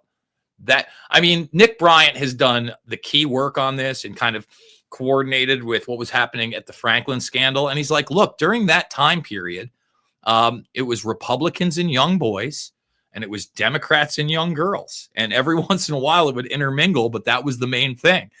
And you look at the evidence. I mean, look even now, modern day Abercrombie and Fitch guy. Like it's the young boys, right? And you look in the 80s, Claude Hadid is another one that, it was very easy to run this model operation because you'd get him like at 14 to 16 years old. You take them overseas, where in some countries that's legal age, right? There's no cell phones. You maybe get one call a day. It's going through letters. You're competing with the other 6 girls in your apartment like it's a dorm. And then you get brought to dinners. And if you want a job, there's a 55-year-old man right there waiting for you to take you to dinner and have a great night with you, and you'll get a gig tomorrow. I mean, that's how it worked, folks. Like, and I know that sounds disturbing, but we haven't reined that in either. And in order to rein that in, and I know I've ranted for a long time, we need to start getting some criminal accountability on some levels. And yeah, we need perp walks, we need arrests. That's bottom line. And the documents too. I think getting the documents to every person and then you can't walk it back. Then like Jason said, if these are out there, then people will demand it, right? And then you'll have the fire starter. That'll be a fire starter. I didn't want to talk too much about Weldon, but I just wanted to say that I do think Osama bin Laden did spend some time in a military base, but it was Isfahan, and that's the Bell helicopter training base that Peter Strzok's dad ran in Iran, and they trained the ICRG military on helicopter flying. It's still there. There's still Americans teaching, and that's the connection to Soleimani, and that's the connection to al-Attar. And so I think Weldon would be a great witness. And I just think this Weldon thing put John Brennan over the edge. It was like, oh, wait a minute. This is way too close to the shit I did at 9/11. What do you think about the bin Laden raid? Because, obviously one of the big interesting things that people bring up to me is the fact that in the bin Laden raid, they found a copy of Loose Change. For those that don't know, they also found Webster Tarpley's book, Synthetic Terror. He also had 13 Bloodlines of the Illuminati on the hard drive as well, all these different things. What are your thoughts on that? Like, what's that? I mean, he's a big fan. No. Well, I mean, I just wonder who that person was in that thing, whether those things were really on the computer. If they were, why? If they weren't, why were they included, et cetera? I mean, there's obviously, you had there's so much of it that just doesn't sound legit. And like burying him at sea because they wanted to be respectful to the guy who murdered 3,000 Americans. And they didn't want to incite the Arab world, like invading their country and killing their people and bombing them. Hadn't done that already. None of it makes any sense. It's any logical sense with the explanation. And then a number of the SEAL Team 6 guys were killed on a helicopter raid. And I'm none of it makes any sense. Well, Turki al-Faisal, the head of the Saudi intelligence at the time, would fly bin Laden either from the Khartoum, where they had a pipeline company together with Cofer Black of the CIA. They'd fly into Iran and refuel, and then fly supposedly into some hinterland, with the northern province. And then they would go, Jamal Khashoggi would be there, and they would take a picture of him in these, garb getup, and then they're out of there. Right. And I think that's the whole school play nature of Afghanistan, and to justify the war. And people don't, like Jason was saying before, they just believe everything government tells them. They will do these psychological ops and school plays in order to get 20-year wars. And that's what they got out of it. They got 2 20-year wars out of it. They got the Iraq war and they got the Afghanistan war out of it. And I'd say they even got more than that. I mean, look what we're doing in Yemen. Look at AFRICOM. Our military presence may not necessarily be major boots on the ground there. There are some, but our military equipment and our generals and our special forces are there all the time. Again, Rand Paul got it right when he talked about Yemen and said, it's our equipment and we're picking the targets. It sure sounds like we're at war with them to me.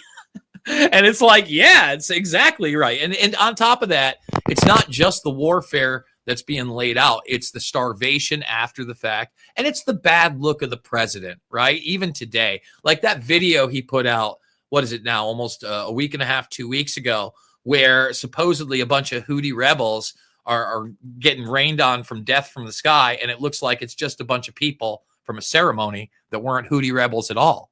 I'm sure you've seen that video on the beach. And it's like, if you're going to, not only if you're going to do that, like, you better make damn well sure it's who you say you're doing it against. Obviously, I've seen some pretty horrific drone videos. The big WikiLeaks video is the one that really sent Assange over the top. But then after the fact, even if you're not in a position that you ordered that, you better damn well know what you're posting. Or after the fact, apologize, man. Like, say, you know what? I got this wrong, and this is pretty sick and disturbing, and I should do better. That's I have such respect for Tucker Carlson for just saying that in the interview, saying, "Look, I demean these people. I called them blasphemous. I called them un-American, and I was wrong."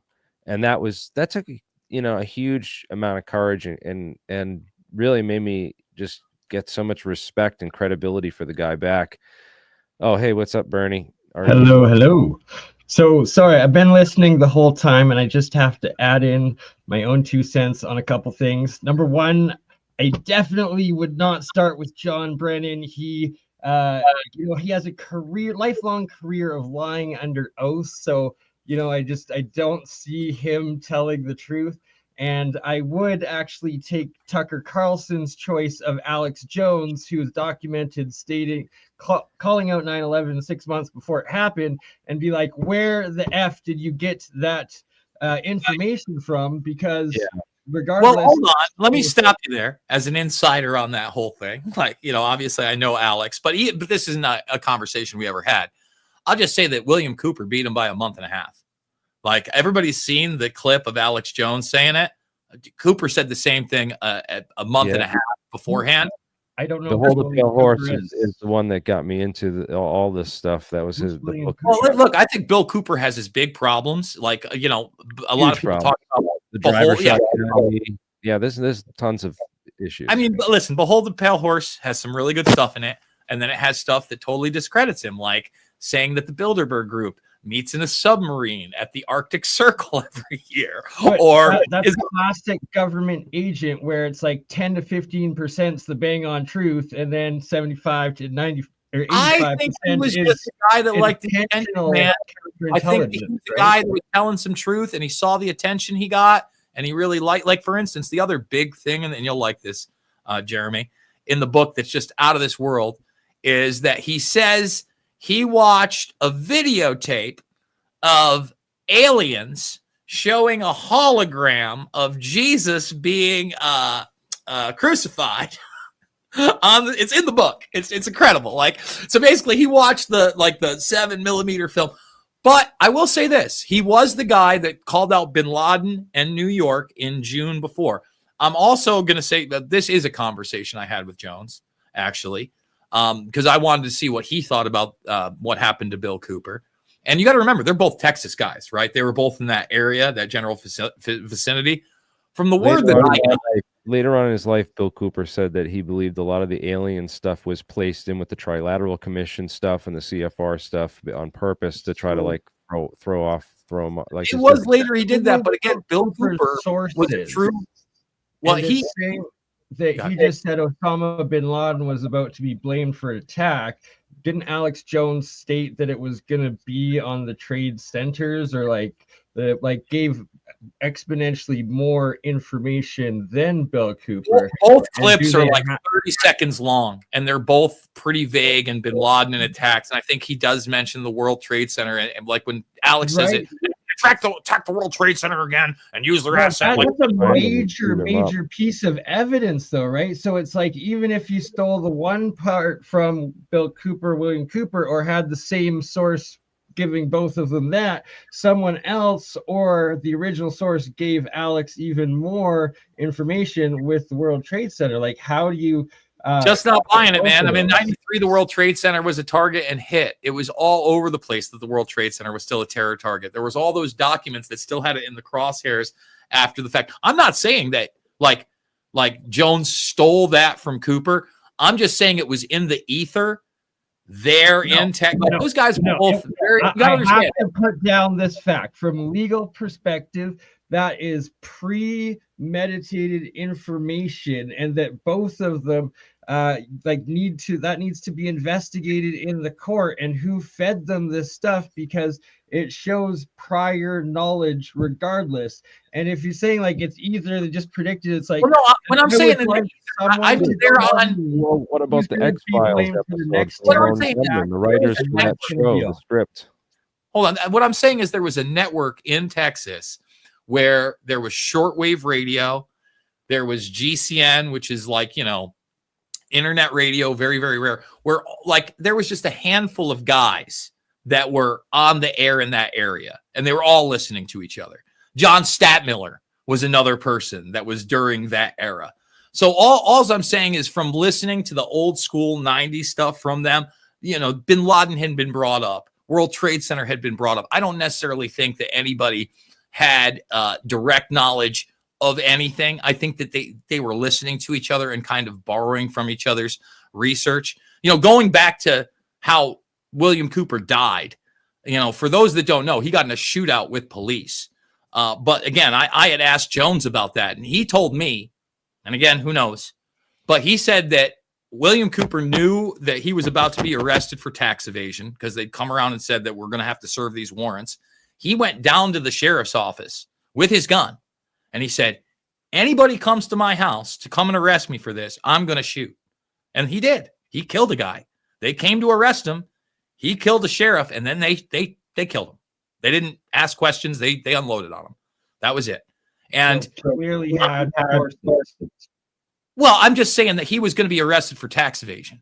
And look, I don't know that Cooper had sources on. I think Cooper put out some good stuff. I think he put out some really goofy stuff. I think I think that a lot of people are ego driven. Also, you know, I think again, you look at somebody like Robert Lazar. He was also a pioneer before the internet when this was all VHS tapes, and you know, that's how I started with loose change. We bought a tower stack, and I used to run 10 copies at a time, and I'd burn stacks and stacks of them, and I'd put them all over Harvard, MIT, BU. Everywhere, every college in Boston I would go to, Emerson, you know. And look, before I did those films, I literally, before burning DVDs, I was burning CDRs of lectures from David Icke or Alex Jones's Road to Tyranny, or really how I met the other loose change guys is that I was giving out discs of just raw videos of the demolition of the towers that had shown the squibs, that people didn't have those videos. And I had, a third and fourth video of the underside of the plane and the supposed flash, that whole let's roll 911.org thing. Original footages? What's that? Do you still have all original copies of these videos? Oh, yeah. Yeah.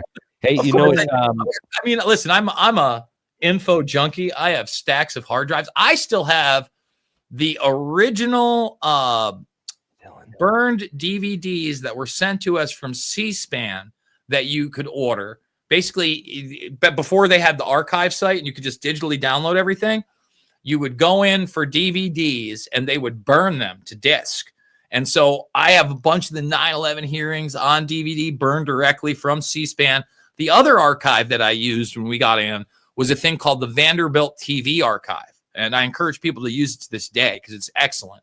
But basically, at all television from the 50s from the major networks. So I'd go through on dates and news stories and try to get these news clips, and you could order them by segment, but you'd only get like a short little bit. So you didn't even have the whole transcript of the segment. And so I'd put in my order for like 4 or 5 clips. It'd be like $137.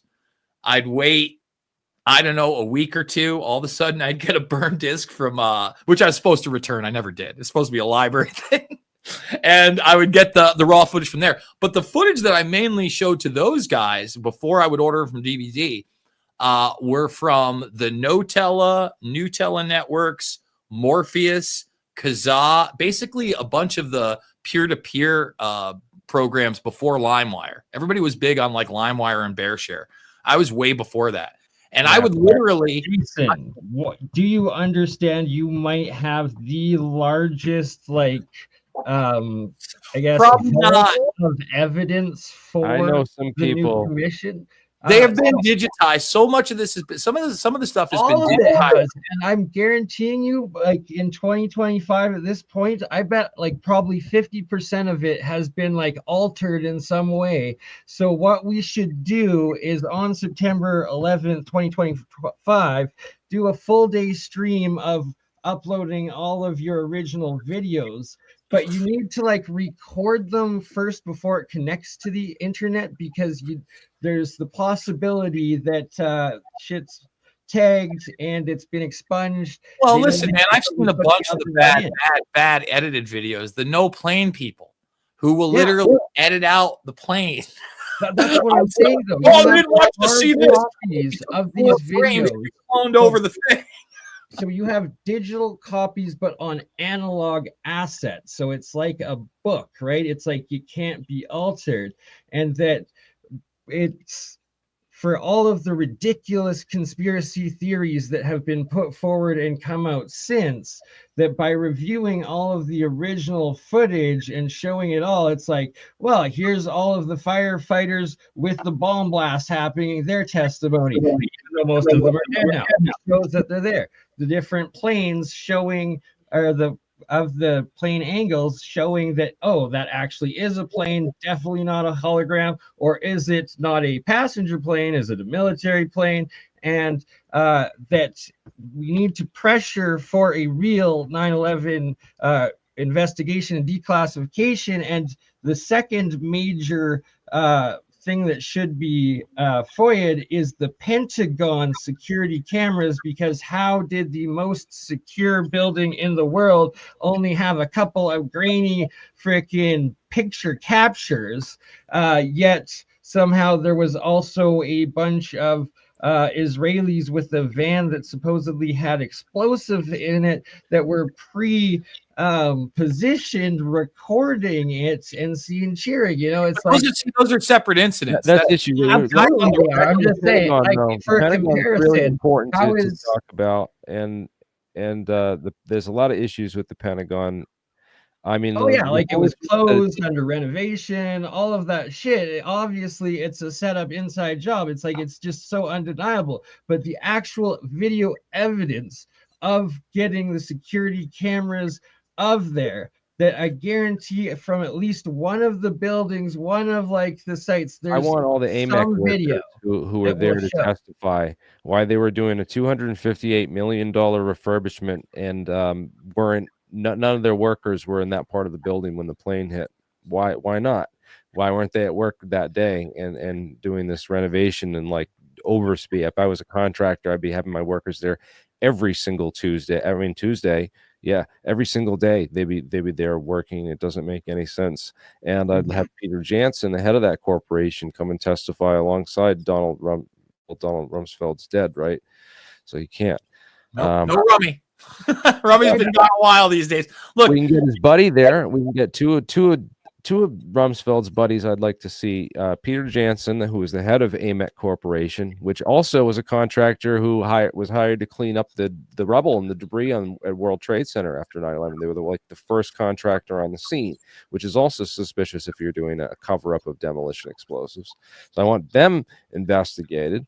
And I also would like Dwayne Andrews of SAIC Corporation investigated as to, why they're basically the experts on nanothermite technologies. And a lot of their scientists wrote a majority of this NIST report, which was basically a cover-up, and how there was a conflict of interest there with exactly.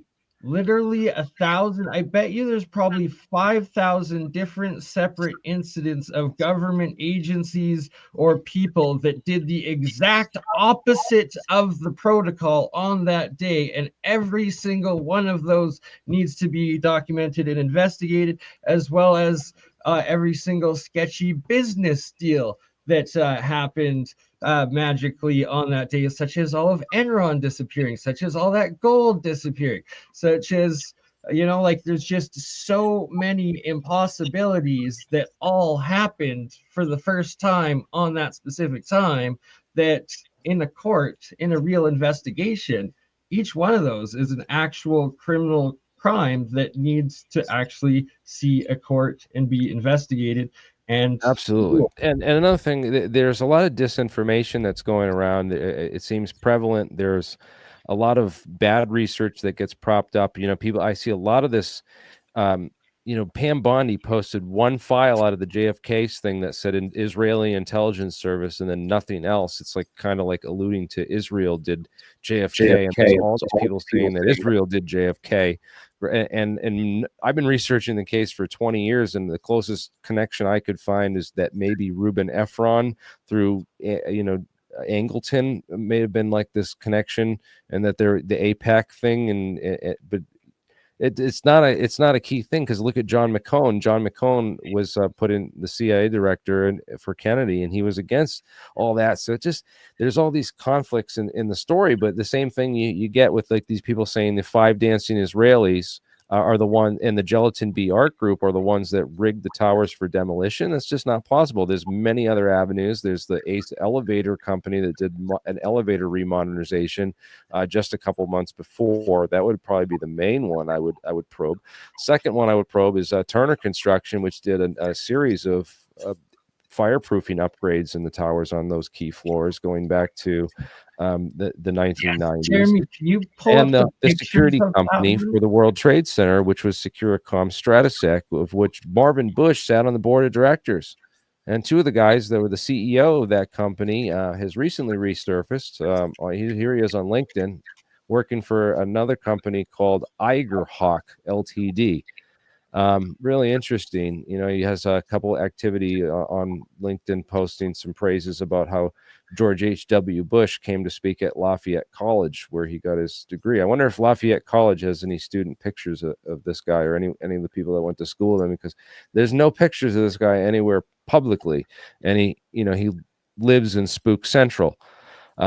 So it's kind of interesting that this is the guy who ran security at the World Trade Center, the head the CEO of that company, because it's certainly someone I'd want to talk to in a new investigation and bringing this undercover. He's also on the board of he's an investor and investment banker, and he's one of the guys that bought those put option stocks on before 9/11 on United Airlines, and so I would like to see that investigated again too. That would be a great place to start, because I'm sure he has a lot of knowledge about, you know, and the dancer is providing intelligence cover. Exactly. There's no way that they could have gotten inside the building and rigged these things, and it's a whole different group of characters. That They obviously had prior knowledge and stated, were sent there to film the event, but you know, people are saying that, oh, these guys in the Gelatin B art students with the BB-8 fuses for bus bars. They had boxes for bus bars, which can be used for wiring explosives. So therefore, they were the guys who were, you know, who rigged the buildings. Maybe they let me jump in on Gelatin B, because I got something that's really interesting. Probably most people aren't aware of it. Okay, so what you're talking about is the fact that the World Trade Center actually cordoned off these massive floors for quote unquote art students. And Gelatin B was just one of the art student groups that were in that area. Since then, I've tried to find every single video by them, about them after the fact. They actually have an art book out there that is worth thousands of dollars if you can get it. And we're going to talk about the photograph that's on the cover of that art book in a moment. Okay, yes, there's the E-team. What you're looking at is they were actually able, in the World Trade Center, to take one of the massive windows out without setting off any alarms. They built what you're seeing right there to stick out, and then on, I think it was like, is either the 91st or like the 101st floor, go outside, and then this gentleman right here takes a picture. He actually hires a helicopter, and this guy named Josh Harris. Okay, he is the guy that commissions this guy right here, this photograph. And if you look right here at this photograph, that right there is the art student. Now, why am I bringing up Josh Harris? He is an internet mogul that like basically came up with YouTube and video on the internet before it was a real thing. And what's really super interesting is not only did he do that, but he believes that the FBI is after him because of connections to the Mossad 9/11. Well, he did a documentary film called We Live in Public. I cannot recommend this film enough. It is a must watch. So he had hundreds of millions of dollars at one point. He had like a ridiculous amount of money. So, and by the way, this is going to get even more into 9/11 and off into a like kook thing. So he actually builds this facility in the middle of Manhattan in 1999, where he is recording everybody in it 24/7. Okay. Sorry, what's the name of the book? We Lie in Public. We Die in Public. We Live in Public. 2009 is the documentary. Okay. And then like, if you see the cover for the documentary, it's all these people in little boxes. Okay. So an individual that I had met before We Are Change was a thing, when it was New York 9/11 Truth in New York City, before we released Loose Change 2nd edition, is a guy named Nico Haupt. And Nico Haupt is the progenitor of the no plane theory. Westcom, no plane, zero plane drills. So we're talking to him, and he tells me about how he's part of an art project. Josh Harris art project, big thing in New York City, blah, blah, blah, blah. I have no idea what he's talking about. I watched this documentary, and Nico Haupt is one of the people in Josh Harris's experiment in We Live in Public. In other words, he's being surveilled by all these things all the time. Newsflash, Josh Harris is a little bit sadistic, so he hired ex-CIA interrogation officers and would put them in rooms with people like Nico Haupt. And in the video, Nico Haupt is in an interrogation room with this CIA officer in his underwear, and he is told to strip down naked, and he does. Just that balls sounds out. like some documenting of MK Ultra practice right there. Very observant of you, sir. So what happens to Josh Harris and this whole underground thing is they had a large firing range down there and all sorts of automatic weapons. So they were worried that another Heaven's Gate cult thing was going to happen, and the NYPD raids it before New Year's Eve on 2000. It just gets everybody out there. But all I'm saying is that Josh Harris not only has a connection to the Israeli art project possibility and literally commissioned the photograph, knew the Gelatin B crowd, but then will be involved in a project that has the guy that literally started the no planes theory in like a mind control on video. With the CIA mind controlling that guy. He was in one of these videos. I forget which one it was, but he would go around to all the people that would, basically the Robert Grodins of Robert Grodin's the guy that sat in JFK Plaza and Dealey Plaza and handed out like, the truth for 60 years now. He was like 19 when it happened, like our age when 9/11 happened. So for JFK, but like a lot of these guys that would go and sit outside at World Trade Center and Ground Zero and hand out literature, right? And then Nico Haupt was kind of like this agent provocateur who would come around and like he was clearly like mentally deranged or being controlled by somebody to come out there and there's a number of these groups. You still see like the trolls will come around. I've seen a couple in the chat tonight of just like posting the same kind of disinformation stuff. And this is how they've made the truthers look crazy, and demonize the 9/11 truth. Paid counterintelligence, just like Lou Elizondo is for the Pentagon. Yes, precisely. Well, a little different. He's a manager. Well, let me also say this about Nico. This would be like Lou Elizondo's hate group, basically. Yeah. He also hooked up with Judy Wood, who, again, if I dare not bow to the direct energy weapon crowd and Judy Wood, well, let me tell you something about Judy Wood. Okay. Yeah.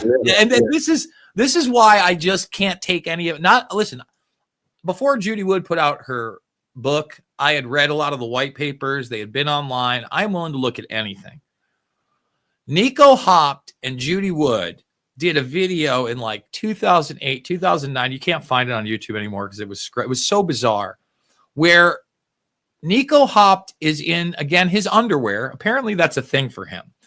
And several MK Ultras documents. He's in a giant pumpkin mask. And the disinfo loose change bastards, like You know, Judy Wood's in the background of this video, and I mean, me and Jones had some good laughs over that one. I'm not gonna lie, but the guy, like you said, someone pull that up and compare it to the first video of him in his underwear, because that's case studies of MK Ultra practice. The highlight of the show tonight. I just wanted, for scientific people that are interested in the science, my friend Jonathan Coles is an engineer and a member of AE 9/11 Truth. And he does an excellent segment where he just debunks every single claim that Judy Wood makes about the towers. There's another great interview with her and Greg Jenkins on my 9/11 playlist on my channel. People can check out that Greg Jenkins interview as well, where he it's the only time she's actually done an interview with an actual scientist, and he just this is the one right here. Jeremy, can I ask a question about I read a little bit of her stuff and saw her book and the vaporizing television antenna at the top. What's the explanation of that? The explanation of that is it's just such a large building. It's literally an acre square is the like 1 acre of, if you were to take a cross section of that building, that's how big one floor would be in the World Trade Center. So what you're seeing is is literally the smoke. It's smoke and also concrete that's being pulverized. So there's a number of things. If it were a directed energy weapon, you'd probably see light coming off of it, because anytime you have a photon, it's E equals nu H nu, right? So it's the frequency is going to knock off electrons if it's high enough energy to vaporize steel or do anything. And it's not going to be able to penetrate the inner structure, because there's something called the skin effect, where, anytime you have a conductor, you can't penetrate the conductive surface onto the inside with an electromagnetic weapon. It's just I thought there was some kind of nuclear device she was talking about that had a there's a number of nuke people. James Fetzer was another guy that was like really came out. He's also been a Kennedy assassination kind of disinfo operative as well. Him and another guy put out, because again, Fetzer was pretty mainline in the beginning, but he and Jack something or other put out this whole thing where they were saying all these photographs were fake. Let me just say this, like, about that research, because I know what you're talking about with the spire coming down, and I also think there are certainly some questions on some of the cars that were extremely burnt out that don't seem to be in the major area. I'm not saying that it's just thermite or traditional explosives, right? I have no idea.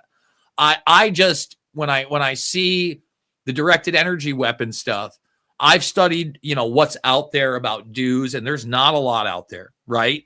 There's really more about, these large metal, the rods from God that are projected from space and come down. We've seen some of the laser technology shown on ships. You can actually watch that. And again, you'd only have to be in a certain light spectrum to say that.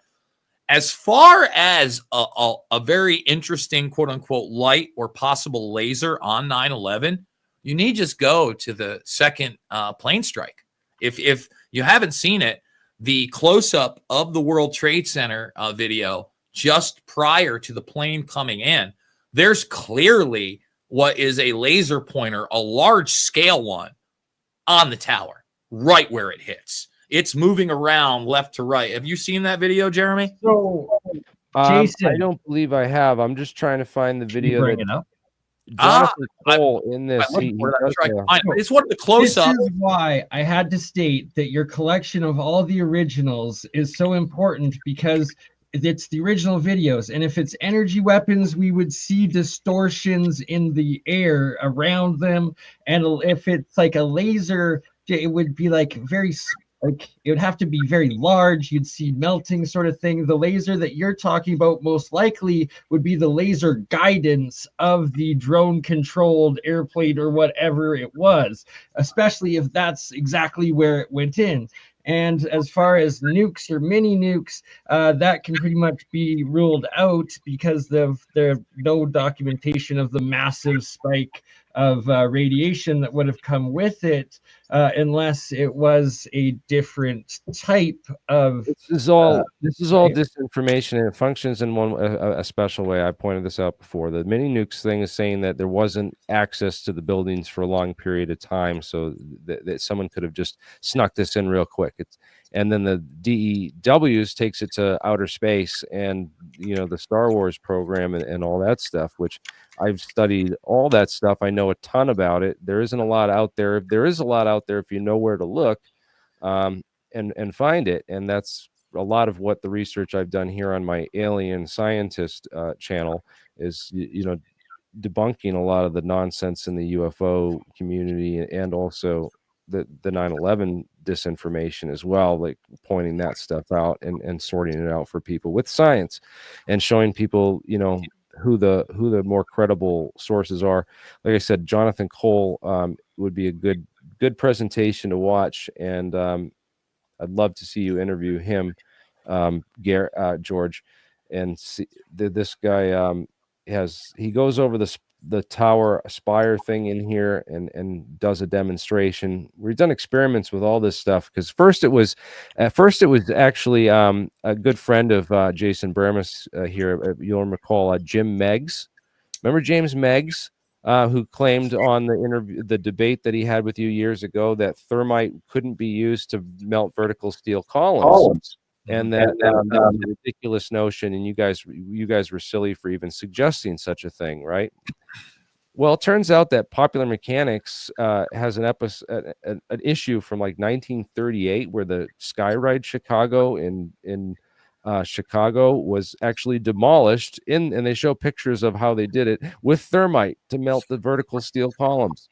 So I have to bring up that proves that, Jeremy, the company you said, that second one that was in doing the fireproofing or whatever, it's that they had specific access from where they were to go into the elevator shafts, and the towers were their main reinforcement was those central elevator shafts, and that they could have gone in at night and then just put the thermites on each level in those specific spots. That's how you got the controlled demolition, and then it with thermite as well, and the metal thermal expansion that NIST claims brought the towers down, right? Because if you have a natural fire, it would heat the concrete slab and the steel at the same temperature, and they both have about the same thermal coefficient of expansion. So anyways, the science is all nonsense. I mean, we've covered that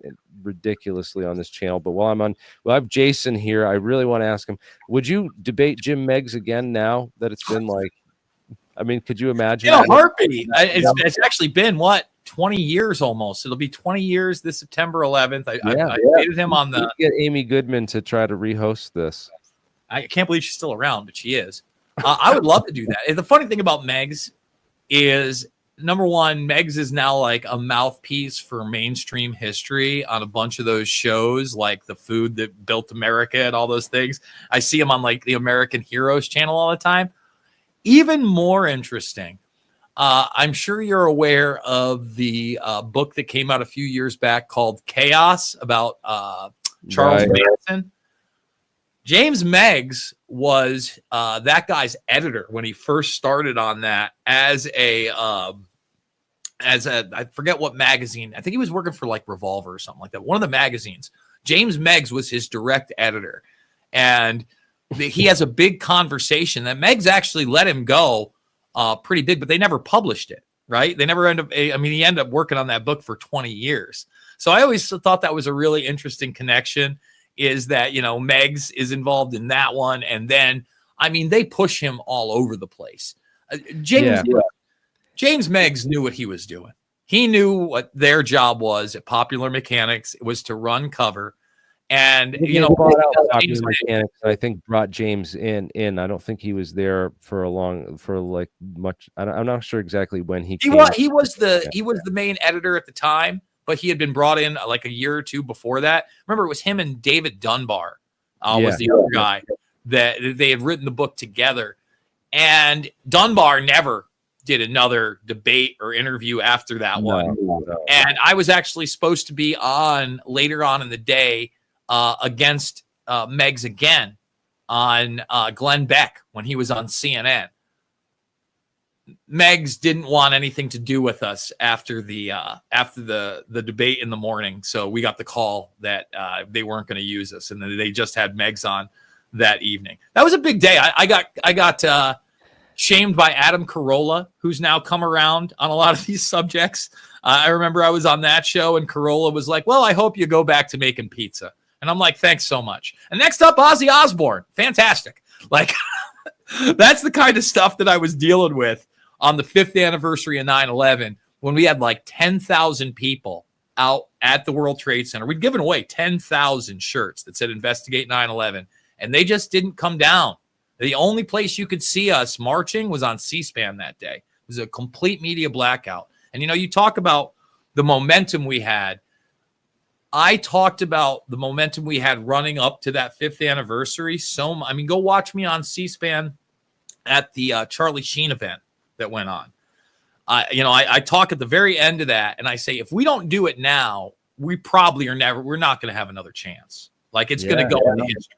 Except 2025 is the chance, and you need to get Kurt's, whatever his name, Tucker, and all of you guys at 9/11 or at the World Trade Center site this 2025. September 11th. Oh man, we should do a big event in New York this year. 20th anniversary. You know what?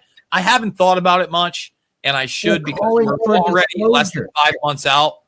But you're right. It is the 20th anniversary, and maybe that's what I need to be dedicating myself to. Disclosure. It's allowed right now.